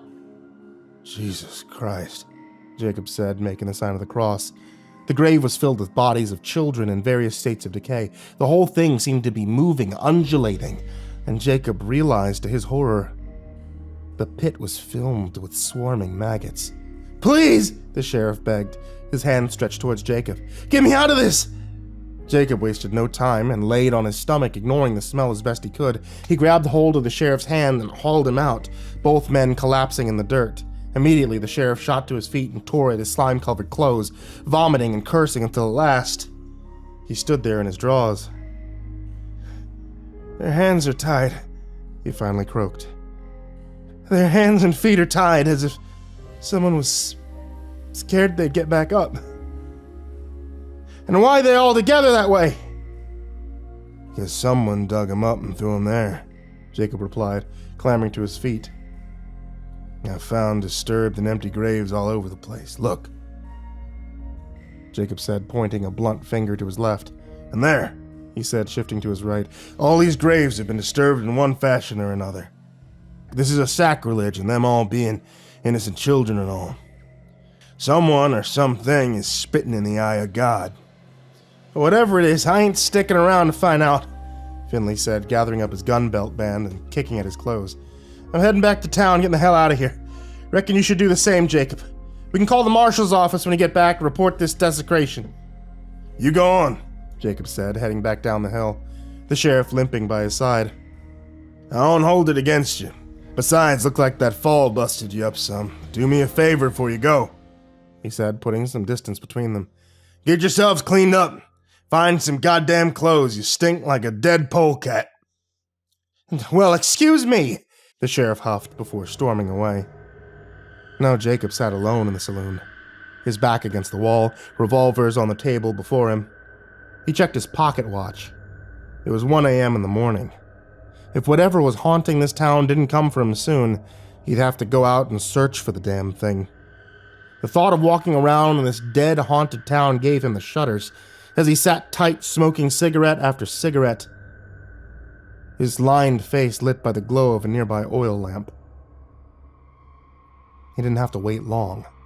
It was as if his very thought had summoned the creature as it slunk through the batwing doors, grinning at Jacob through a mouthful of fanged teeth. The remains of an ancient-looking suit clinging to its gaunt, skinny frame. Well, well, well, it laughed. And what do we have here? Usually I have to go out to eat, but tonight the prey comes to me. Jacob straightened and grabbed for his revolvers. The creature halted but did not retreat, sniffing at the air. Lead. It grinned. Painful, yes, but far from fatal. Is that all you've brought to destroy such as me? And what the hell are you? Jacob snarled. It wants a conversation. The creature chuckled. Very well. I shall indulge you before I drink your life's blood. I am Morio Vicoricos. In the West, they call us vampire. There was no place for me among my own kind, not in the old world, but here, in the fresh land. I'm free from their hate and oppression. Hated by your own kind? Jacob said, trying to buy time, his mind racing. Oh yes, the creature growled, slowly edging forward. I was diseased when I was bitten. I should never have survived. But I did. Now my bite brings only death and pestilence. No immortality for my victims, only the cold earth. It chuckled. Suddenly it lunged forward, but Jacob shot to his feet, grabbing up his revolvers and kicking the table over, causing the creature to trip.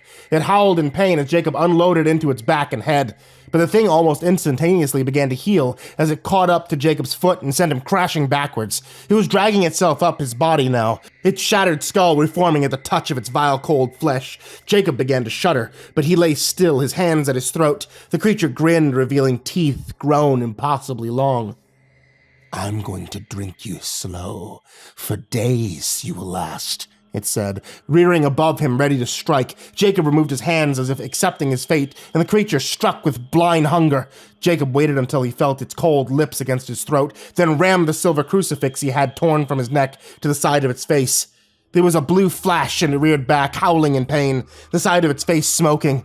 Jacob scrambled backwards. Bastard thing, he cried, meaning to thrust the now glowing cross through the creature's forehead, but it stumbled away as if half-blinded, giving Jacob the opportunity he needed. Grabbing the water skin from around his back, he doused the creature in holy water, burning its vile flesh as it fled into the night. Even wounded and half-blind, he was fast. But Jacob was young and strong, full of hate, and he pursued it relentlessly up to the old graveyard. There it dived into the pit and burrowed down amongst the old poor rotting dead children, and was soon gone from sight.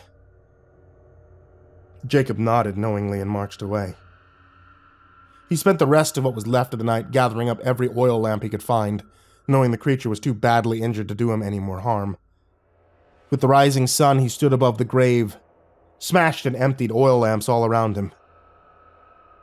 They say that fire purifies. But fuck that. And he grinned, striking a match. I say it only destroys. That said, he cast the match into the grave. For a second, nothing happened. Then the whole thing went up like a tar barrel with a great whoosh and tower of flames. From inside the grave, something began to scream and howl in pain. Seconds later, the vampire crawled over the edge of the grave, its skin blackened and burned. It stared at Jacob as if marking him forever, before the weak rays of the rising sun finished the fire's dreadful work.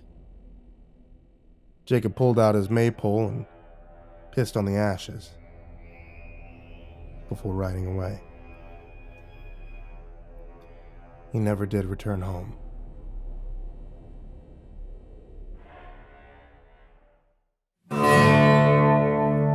That must have been close to 20 years ago, and now he was finally coming back. The landmarks and the forest looked more and more familiar to him until at last he came to a wide open field, not more than 5 miles outside of town. Here he found a sea of tents, small campfires smoldering from the night before and people busying themselves with their morning chores. Jacob rode into this makeshift town, slowly concealing his revolvers under his long coat, not wanting to frighten these uprooted townsfolk any further. But even so, he was soon noticed and approached by a tall, slender man with graying hair and a rather large, bushy handlebar mustache. "Howdy, stranger," the man said, his eyes searching Jacob's hands, one hand on his hip close to his pistol, the other he put flat against the big mare's neck, patting it fondly. "Afraid we ain't got nothing for you here, stranger. And there been some bad trouble around these parts. Think it's, best if you move right along." "You still playing it, Sheriff?" Jacob grinned down at him. For a moment, the man seemed confused, but then his weathered face broke into a sunny grin. Jacob Masterson, is that you?"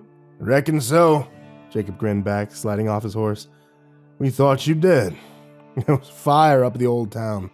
Whole place burned flat." "Good," Jacob spat into the mud. A few people had gathered around now to see what the commotion was about. Some faces Jacob recognized, some he didn't. After all, 20 years was a long time. A woman came forward now. She was tall and pretty, missing beauty by only a bare inch. She looked Jacob up and down before slapping him hard across the face. The crowd let out a murmur and backed up a little. "So you come back here, have you, after all this time? Not in close to 20 years. You bothered to tend your wife's grave or pay your respects to my poor murdered cousin? You have some damn nerve showing your face around here, Jacob Masterson." "Anna, listen," Jacob began, but didn't know really where to go from there. "Like there ain't been enough trouble around here already," she said, great tears standing out in her eyes. "Now listen up, Anna," Finley began. "Jacob here is a preacher. Perhaps God sent him to lift his curse he's seen fit to put upon us." "You hush your mouth," she said to him, cutting at him with her flashing blue eyes. The sheriff clammed up quickly as she turned back to Jacob. "We don't need you here, Masterson. And if you finally come to do right by Jane, I wouldn't recommend riding into town." With that hanging between them, she stormed away, leaving Jacob hurt and embarrassed. "Come on, Jacob," Finley said, leading Jacob away. "I have a bottle in my tent and could use some drinking. You can tell me about where you've been, things you've seen." A little while later, both men were seated comfortably in Finley's tent, a small campfire smoldering outside to keep the autumn chill at bay. "What's going on here, Finley?" Jacob asked, ignoring the man's many questions. "Why you folks camped out here and not in town?" The sheriff took a hard pull from his bottle before offering it to Jacob, who refused. "I don't think you believe me if I told you." The sheriff laughed, a hint of hysteria in his voice. "Try me.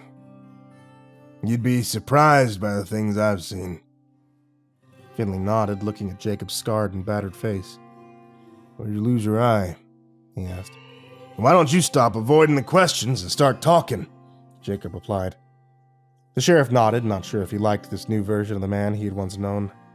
Jacob seemed harder now and somewhat colder, as if the world had broken him and reforged him into something else. "All right. he said, taking another drink. His voice was starting to slur now. Jakob reached over, ignoring the other man's protests as he plucked the bottle from his fingers and placed it by his side. Talk. You can drink yourself into a stupor on another man's time. Well, okay, goddammit. You want the truth? Here we go. The dead are walking in Shoresvale. How do you like that? The dead themselves clawed their way out of their very own graves. Just started murdering people. Jacob suddenly heard a voice in his head. Come home, Jacob, for the dead do not rest. When did this all start? Jacob asked. You mean you believe me? Sheriff said incredulously. Yeah, I believe you. Now tell me everything. It started with dreams. People in town all began to have the same dream. A dark figure shrouded in shadows, chanting in the darkness, calling someone forth. Something forth. Flash of a blade, the screams of the tormented and the damned. Soon after, the crops began to die, and a massive dead fish washed up on the shore with them. Then came the flies, hundreds, thousands of them, laying their eggs everywhere. Our pantries were crawling with maggots. Soon after, the graveyard gave up its dead all in one night. Massive, rotting corpses, grabbing people up off the street, carrying them away. They were unstoppable, unkillable. And any who tried had their throats torn open and their flesh devoured. It was chaos, anarchy. We fled, set up camp here. Hell, where else did we have to go? How long ago was this? A few weeks ago. And they replied, some people who tried to go back, they never returned. So, what have you done about any of this? Done? The other man laughed. What do you expect me to do, Jacob? We're cut off from anywhere. Nearest town you burned down years ago. Nobody ever rebuilt it. And who would believe such an outrageous story? So you just been sat here? What, just waiting for the whole thing to blow over? Jacob said angrily. Look, Jacob, the nearest town is over 100 miles away. One that would have a telegraph anyway. Some have already left, but winter's coming on fast. You know damn well what winter is like in these parts. And you expect to survive it out here? Jacob said, raising to his feet, knowing the man was lost, too wrapped up in his own self-pity and grief. Where's Anna's tent? He said, giving him back his bottle. Finley told him. And Jacob left. Anna's tent was in a cold, damp glade at the rear of the camp. Jacob approached quietly, sticking to the tree line, watching her as she pegged out clothes on a makeshift washing line. When he had last seen her, she had been a pretty young woman with a flashing smile. Now, like himself, she was older, but just as pretty, with the same corn silk hair and blue eyes that so reminded him of her cousin Jane. The only difference was Jane had always been kind of quiet and shy, unlike Anna, who had always had a quick temper behind that coy smile of hers. Coughing nervously, Jacob stepped out into view. Anna took one look at him and her eyes narrowed, her brow furrowing. I thought I told you to get out of here, Jacob. Yeah, you did, Jacob said, whipping his hat from his head and crushing it to his chest. But I think I'll stay just the same. I think the town needs me right now. The sheriff told me everything that's happened. That man is a drunken fool, she snapped. I won't argue that one, but still reckon there's a little strength left inside him yet. Oh, he's so forgiving. She turned on him, her hands on her hips. Still playing the holy man, Jacob? I ain't playing at nothing, Jacob snapped back at her. I spent the last 20 years doing God's will, whether I liked it or not. If you only knew the things I'd seen, the things I've done, Anna. What have you done, Jacob? She replied, her voice softening somewhat at the sound of the anguish in his voice. I kill, Anna. Killed things like the creatures now haunting your town. I spent the better part of my youth hunting them down and destroying them in the name of God. If I hadn't seen the things I'd seen recently, I'd say you'd lost your mind somewhere out there on the trail, she said. But I saw them, Jacob. The dead walking in the streets. Even my own mother and father. She started to sob now.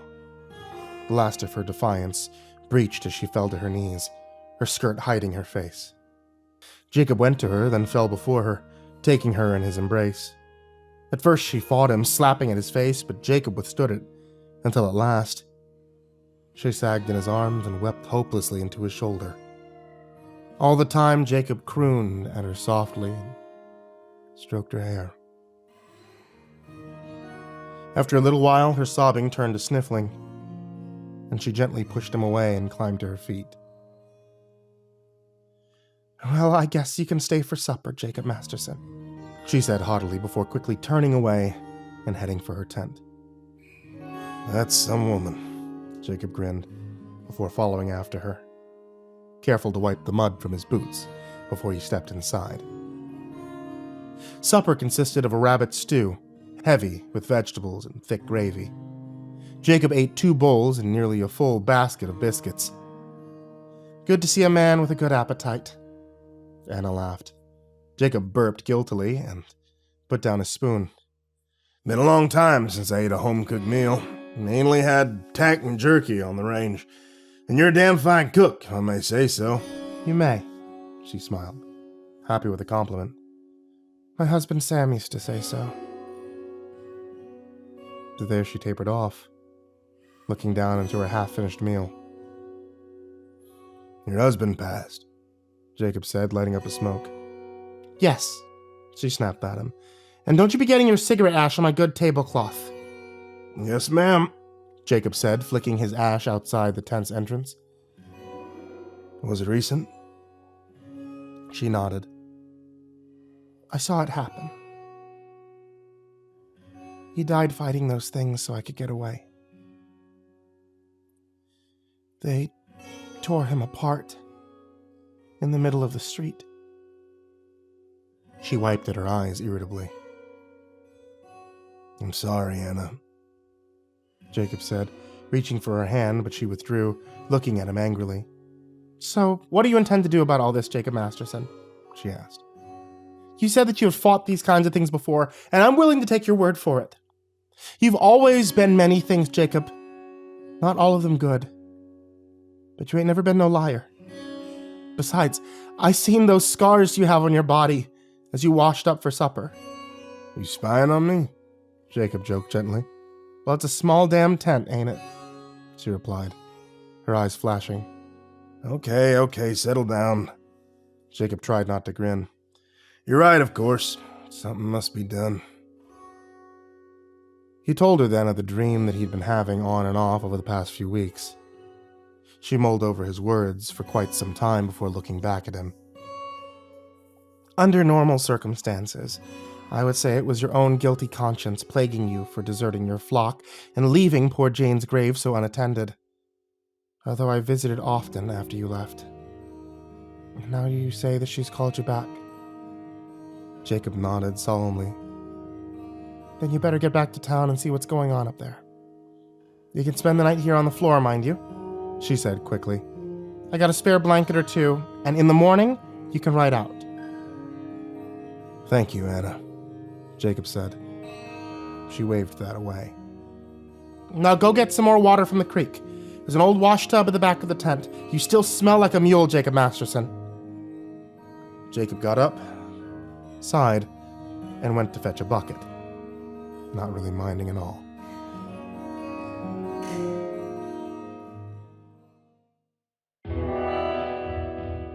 In the morning, he awoke early.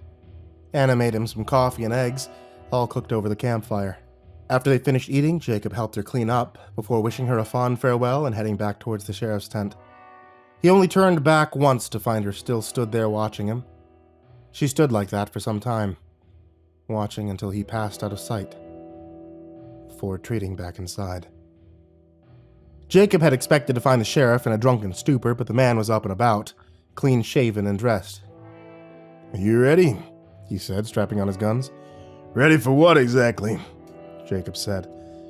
"To ride into town," Finley said. "That's where you're going, ain't you?" "I'm coming with you." "The hell you are!" "No, is that you tried to say to me all those years ago when I tried to stop you going off half-cocked on your own? Something about blood being spilt if I tried to stop you. Well, now it's the same. If you want to stop me from coming, you have to shoot me, Jacob. It's a free country after all. I'm the goddamn sheriff. Well, you saying I'm a good one. Hell, I made mistakes, scared witless. I ain't gonna lie about that, but I mean to come with you all the same. See this thing through. Jacob weighed the man's words. Tell me, the old Stapleton farm still outside of town? He asked. The hell's that got to do with anything? Finley replied hotly. Just answer the goddamn question. Yeah, it's still there. Run by his 2 sons, old Stapleton passed a few summers back. Still got that old sword of his hanging on the wall? The one his father brought over from England. Last time I visited the boys a few months back, it was there hanging over the fireplace as usual. Well, that's just grand, Jacob said. Let's saddle up and ride. The 2 men rode in silence until the Stapleton ranch came into view. There, Jacob pulled up the big mare and turned to the sheriff. I fought these things before, Finley. They ain't easy to kill. Only sure way to kill 'em is to take off their heads. Gunfire will slow 'em down if you take 'em out at the knee. The sons of bitches will crawl after you. So you take this, he said, drawing the double barrel from under his saddlebag and tossing it over. If any of those things are inside, you give 'em both barrels, either to the face or the knee. You understand me, Sheriff? Sure, I understand, but what about you? Me? Jacob grinned. I got God on my side. Together they rode down towards the waiting ranch. The ranch itself was a 1-story affair, long and wooden with a large porch surrounded by barns, silos, and outbuildings. A few pigs lay dead and stinking in the nearby pen. Others had smashed their way through out of hunger and desperation and took to the hills. Well, Finley said nervously, looks like the old place has gone to hell since I was last here. Yeah, Jacob said, pulling out his revolver. Sure looks that way. Come on, let's go take a look inside. They were just entering the porch when a low groan came from behind them. Jacob spun about, almost knocking the sheriff over, who had been standing close behind him. Son of a bitch, Finley cursed. That's old man Stapleton. The corpse was shambling towards them now, worms in its hair, leaving squirming parts of itself behind as it came on, a wicked-looking sickle clasped in its dirt-boned hand. Only its eyes truly looked alive, where it glared at them from the deep recesses of its skull-like face. Jacob was just about to raise his pistol when the window shattered behind him, and a pair of torn and tattered arms dragged him backwards, screaming as he went. The broken glass raked at his legs, cutting easily through his worn jeans and the flesh beneath. From outside came the deafening roar of a shotgun. But Jacob had concerns of his own. As the arms tightened around him, a wet, stinking mouth clamped down, tearing at his shoulder. Bellowing in pain, Jacob raised his legs, kicked against the wall, sending himself and the creature crashing into the rear wall with numbing force. The vibration slackened the creature's grip only for an instant, but that was all Jacob needed. Using that same uncanny quickness that had saved his life so many times, he slid down and out of the creature's grip, leaving a goodish amount of flesh behind, which the creature swallowed greedily. Without turning, Jacob fled through the door, out of the bedroom and into the hall, heading for the front of the house. Another creature lurched at him as he entered the sitting room, but Jacob easily dodged its feeble attempts and raced over to the mantelpiece.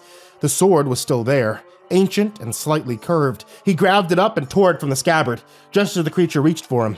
With a cry, he backed up and swung the sword. It sheared through the creature's neck like a hot knife through butter, decapitating the shambling horror in one fell swoop. The other brother was coming down the hall towards him, its mouth stained red with Jacob's blood. "Bastard thing!" Jacob said, swinging the sword downwards, cleaving the thing's head in two. It fell to its knees, but still reached for him, grasping, twisting hands until Jacob took the head, and at last it lay still. Another shotgun blast came from the yard, and Jacob stumbled through the door, calling the sheriff's name. "Over here!" Finley cried from the side of the barn. Jacob ran over. "Kill the fucking thing," Finley said, breathless. "Shot its legs, just like you said. Gave it both barrels to the face. Blew its head clean off. Jesus, Jacob, you're bleeding all over the place." "Nothing too serious," Jacob said, wadding the bandage and stuffing it inside his shirt over the bite in his shoulder. and picking a few pieces of glass from the shallow cuts in his legs. You best take the sickle with you. Come on, let's ride into town and finish this thing. They entered the town with the midday sun at their backs. Everywhere, there were signs of a titanic struggle. Some of the houses and stores had been burned to the ground, and the streets were awash with pieces of torn, bloody flesh and half-eaten corpses. Flies buzzed all around them, and the whole place smelled of carrion and rotten flesh. How did this happen? Finley gasped. I mean, how is it even possible, Jacob? Powerful witch, maybe, Jacob replied, his eyes watchful. Saw something like this a couple months back. Nothing to this degree, but similar all the same. Whatever it is, whoever it is, we need to stop it now, today. But why? Finley asked. Why would anyone want to do this? But Jacob only shook his head sadly. Why does anyone do anything? Let's just find it and stop this madness. Where do you want to start? The sheriff asked. Guess we better take turns around town. The streets seem pretty quiet. Undead aren't overly fond of the sunlight. They could be anywhere. Hell, they could be watching us right now. Yeah, Finley replied. Let me just go over to the sheriff's office first. I got 2 whole boxes of shells for this thing, he said, hefting the shotgun, and a spare for your good self, just in case you get tired of swinging that old sword. Not fucking likely, Jacob retorted. With the more firepower, the better. It's just up the street, Finley said, pointing. Yeah, I see it, Jacob said, his eyes restless. You go on. I'll sit right here, watch your back. But hurry the hell up. This place is all manners are wrong. Sure, the sheriff replied and quickly hurried away. As soon as Finley entered the building, a voice floated out of the shadow of a nearby barn. Jacob turned towards the voice, his eyes wide, his mouth trembling. From behind him came a scream of anguish, but Jacob barely noticed it. He knew that voice. It was a voice of Jane, as soft and as pure as freshly fallen snow. Jacob dismounted and, almost trance-like, walked towards the barn, his dead wife's name falling from his lips. Jane, he said, entering the gloom. Jane, where are you? I come just like you said. Let me give you peace, Jacob, the voice whispered. Outside. Now. Turning, Jacob fled back outdoors. He could see her now, a distant figure beckoning to him from the far-off tree line. Jane! He screamed, running towards her. But she turned and fled as he drew closer. He burst from the tree line and into an open field, a church in the near distance. He realized where she was headed. She was taking him home. Jacob walked towards the church, his church, where it all began. There was no need to hurry now. He knew Jane would be waiting for him inside. Slowly, he mounted the steps and pushed his way inside, his wife's name falling from his lips like a desperate prayer, his trance-like state breaking as he looked on in horror at the carnage within.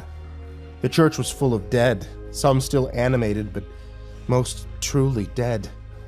In the middle of the room, sat in a pentagram of blood and burning wax, knelt a robed figure, an upside-down cross looming above him in mockery of Christ. Stood by his side was Jane, who, unlike the rest, was seemingly unafflicted by time or decay. She was perfect, as the first time that Jacob had seen her all those many years ago. "Welcome to our little mass, Mr. Masterson," the man on the floor tittered. "We've been awaiting your arrival with eager anticipation for quite some time." "What have you done here?" Jacob gasped. "Who, me?" The man said mockingly. "Just a little reaping of souls, both dead and alive," he chuckled. "You could say I am about my master's business, Jacob. See, the end is coming, and hell needs its army. I'm just buffering the numbers, you might say." "The dead have no souls. All you have here is meat," Jacob growled, his hand falling towards his revolvers. His wife, Jane, saw the move and stepped in front of the hooded figure. "You're quite wrong, you know," the man said. "With my power and little help from the dark arts, I can wrench these souls from heaven itself. Put them back into their own rotting meat sacks. I can actually hear them screaming in here, he said, tapping at his own forehead. Hear them screaming as their bodies rot all about them. Then all I have to do is sacrifice them to the Dark Lord, and down they go. One less soul, one less body for Gabriel to use against us when he blows his trumpet on the day of judgment. And that day's coming sooner than you may think, Jacob. A man is coming, a servant of my master, coming to end it all, to end everything. You, of course, are not much of a threat, but your descendants, well, I've been told that's quite a different story, and so, you see, you have to die. I'm sorry, he laughed. Jane, if you would be so good as to bring Mr. Masterson into the fold. Vile necromancer! Jacob spat, but he was backing up now as Jane approached him, a sly smile upon her face. Haven't you missed me, Jacob? She crooned. You've been alone for so long. Come to me, my love. She reached for him, but Jacob circled her, staying at arm's length. There is no God, Jacob, she grinned at him. No divine mission? You went mad, my love, stricken with grief and loneliness. You've slain so many innocent people, seeing monsters that were never real. Jacob continued to retreat until his back came against something hard. He spared a quick glance behind him. It was a chopping block, a rusted axe buried deep within. Jane? Jacob said, fumbling behind him and freeing the axe. I know you're in there, trapped in this thing. The creature stopped and hissed at him as if scolded. I want you to know that I love you, Jane. I always have, and that's why I have to do what I'm gonna do. I won't let him make a sacrifice of you. I won't let your soul be condemned to eternal hellfire. He was walking towards her now. She smiled as he came on, pulling a large kitchen knife from between the folds of her dress. Yes, come to me, Jacob. Hold me like you once did. Suddenly she lunged at him, her face a rigor of hate, but Jacob dodged her clumsy attack, easily ducking under a swinging arm. Coming up behind her, he swung the axe in a whistling arc, her neck splitting open in a welter of blood, spraying Jacob's snarling face. He hacked at her, the blade falling over and over again until at last her head flew free. The rest of the dead were swarming from the church now, but Jacob, beyond caring and berserk with grief and rage, waded into them, hacking at them, cutting them down, not freeing their tearing mouths and gouging fingers, until at last he stood alone, covered in gore, twitching limbs strewn all about him. The necromancer, seeing his doom, turned to flee, but Jacob flung the axe at him, burying it deep in his back. The man went down hard, screaming in pain, his legs flopping uselessly as he tried to crawl away. It was I who knew you were in the wilderness, Jacob intoned. In a land of drought, I brought you forth. Once you'd quenched your thirst, you forgot about me. So like a lion, I'll be on to you. I will fall upon you like a bear robbed of her cubs. I shall tear at your breast, and like a wild animal I'll render you. For all the wicked in the world shall be turned to dross, and their flesh tremble in fear of my judgment. That said, Jacob reached down and spun the man about, straddling his twisting form. Please, the man begged, raising his hands in a feeble effort to ward off Jacob, but Jacob slapped them away. You wanted hell? Jacob grated. I'll show you hell.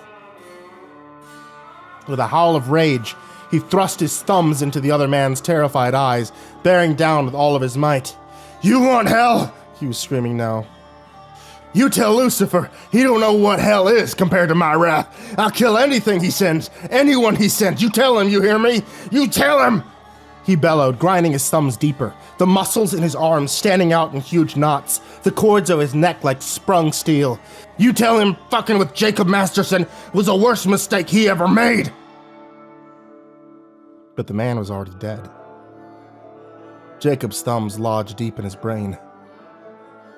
You tell him, Jacob said, staggering away. You tell that son of a bitch. But the world was already tilting as he staggered from the church, crashing to his knees as he sank down into the merciful darkness.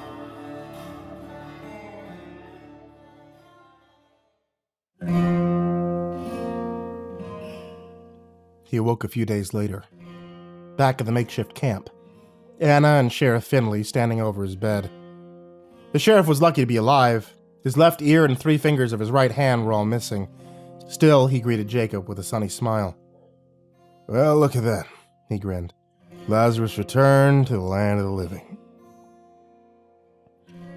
How did I get here? Jacob croaked. The sheriff brought you in, Anna said, placing a damp cloth upon Jacob's fevered brow. I don't know what you did, the sheriff continued. Whatever it was, it worked. I was in a tight spot, though my goose was well and truly cooked. Then all of a sudden, those things started dropping like flies all around me. Found you outside your old church, dead scattered about you, even your own... But there he stopped, looking down at his dusty boots. Yeah, I know. Jacob sighed. Jane. Her soul's finally at rest. Suddenly he started coughing and lay back down, shivering and exhausted. Okay, Anna said, standing, her hands planted firmly upon her hips. You clear out of here now, Finley James, and tell that doctor to drag his ass right here smart. Yes, ma'am, the sheriff said, tipping his hat and fleeing the tent.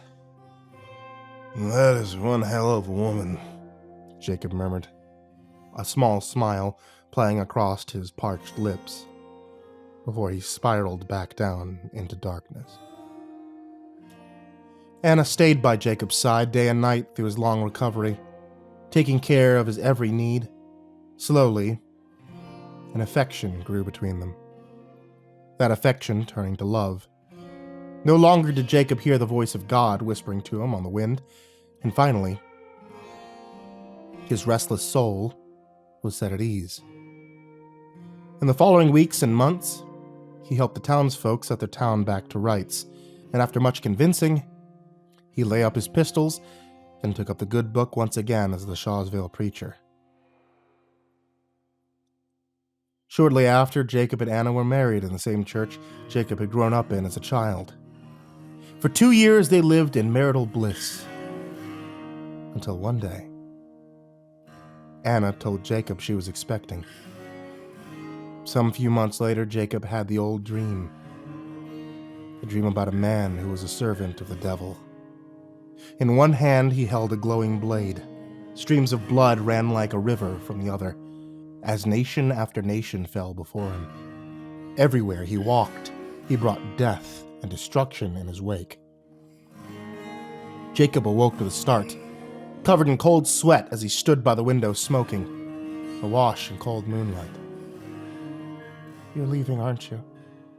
Anna said from behind, a soft hand against his shoulder. Jacob nodded. Someone coming. I have to stop him, Anna. He turned to face her.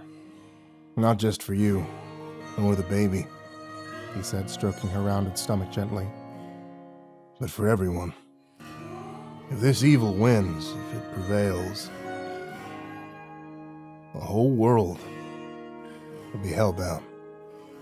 You understand? She nodded, but said nothing. Silent tears streamed down her face as she led him back to bed. They spent the night holding each other, but not saying much. In the morning, Jacob strapped on his pistols, gathered up a Bible that was missing many pages, and rode away.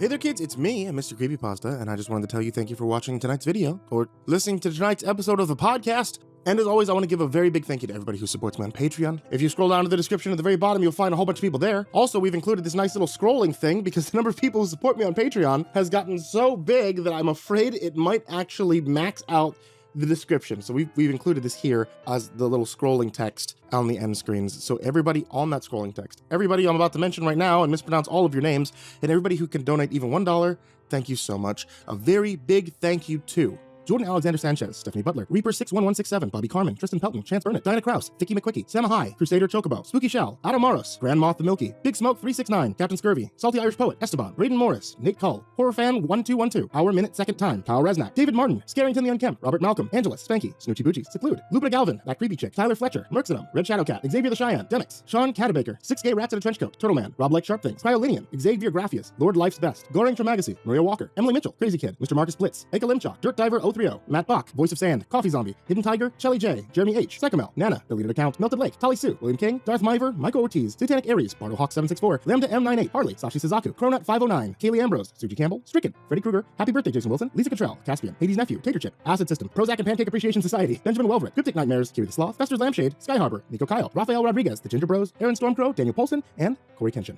As always, thank you guys so much, because you guys help me do everything that I do here. You guys help pay authors for stories and commission stories and do everything that I can do to make this channel and make this podcast the best it could possibly be. So thank you all for supporting me here.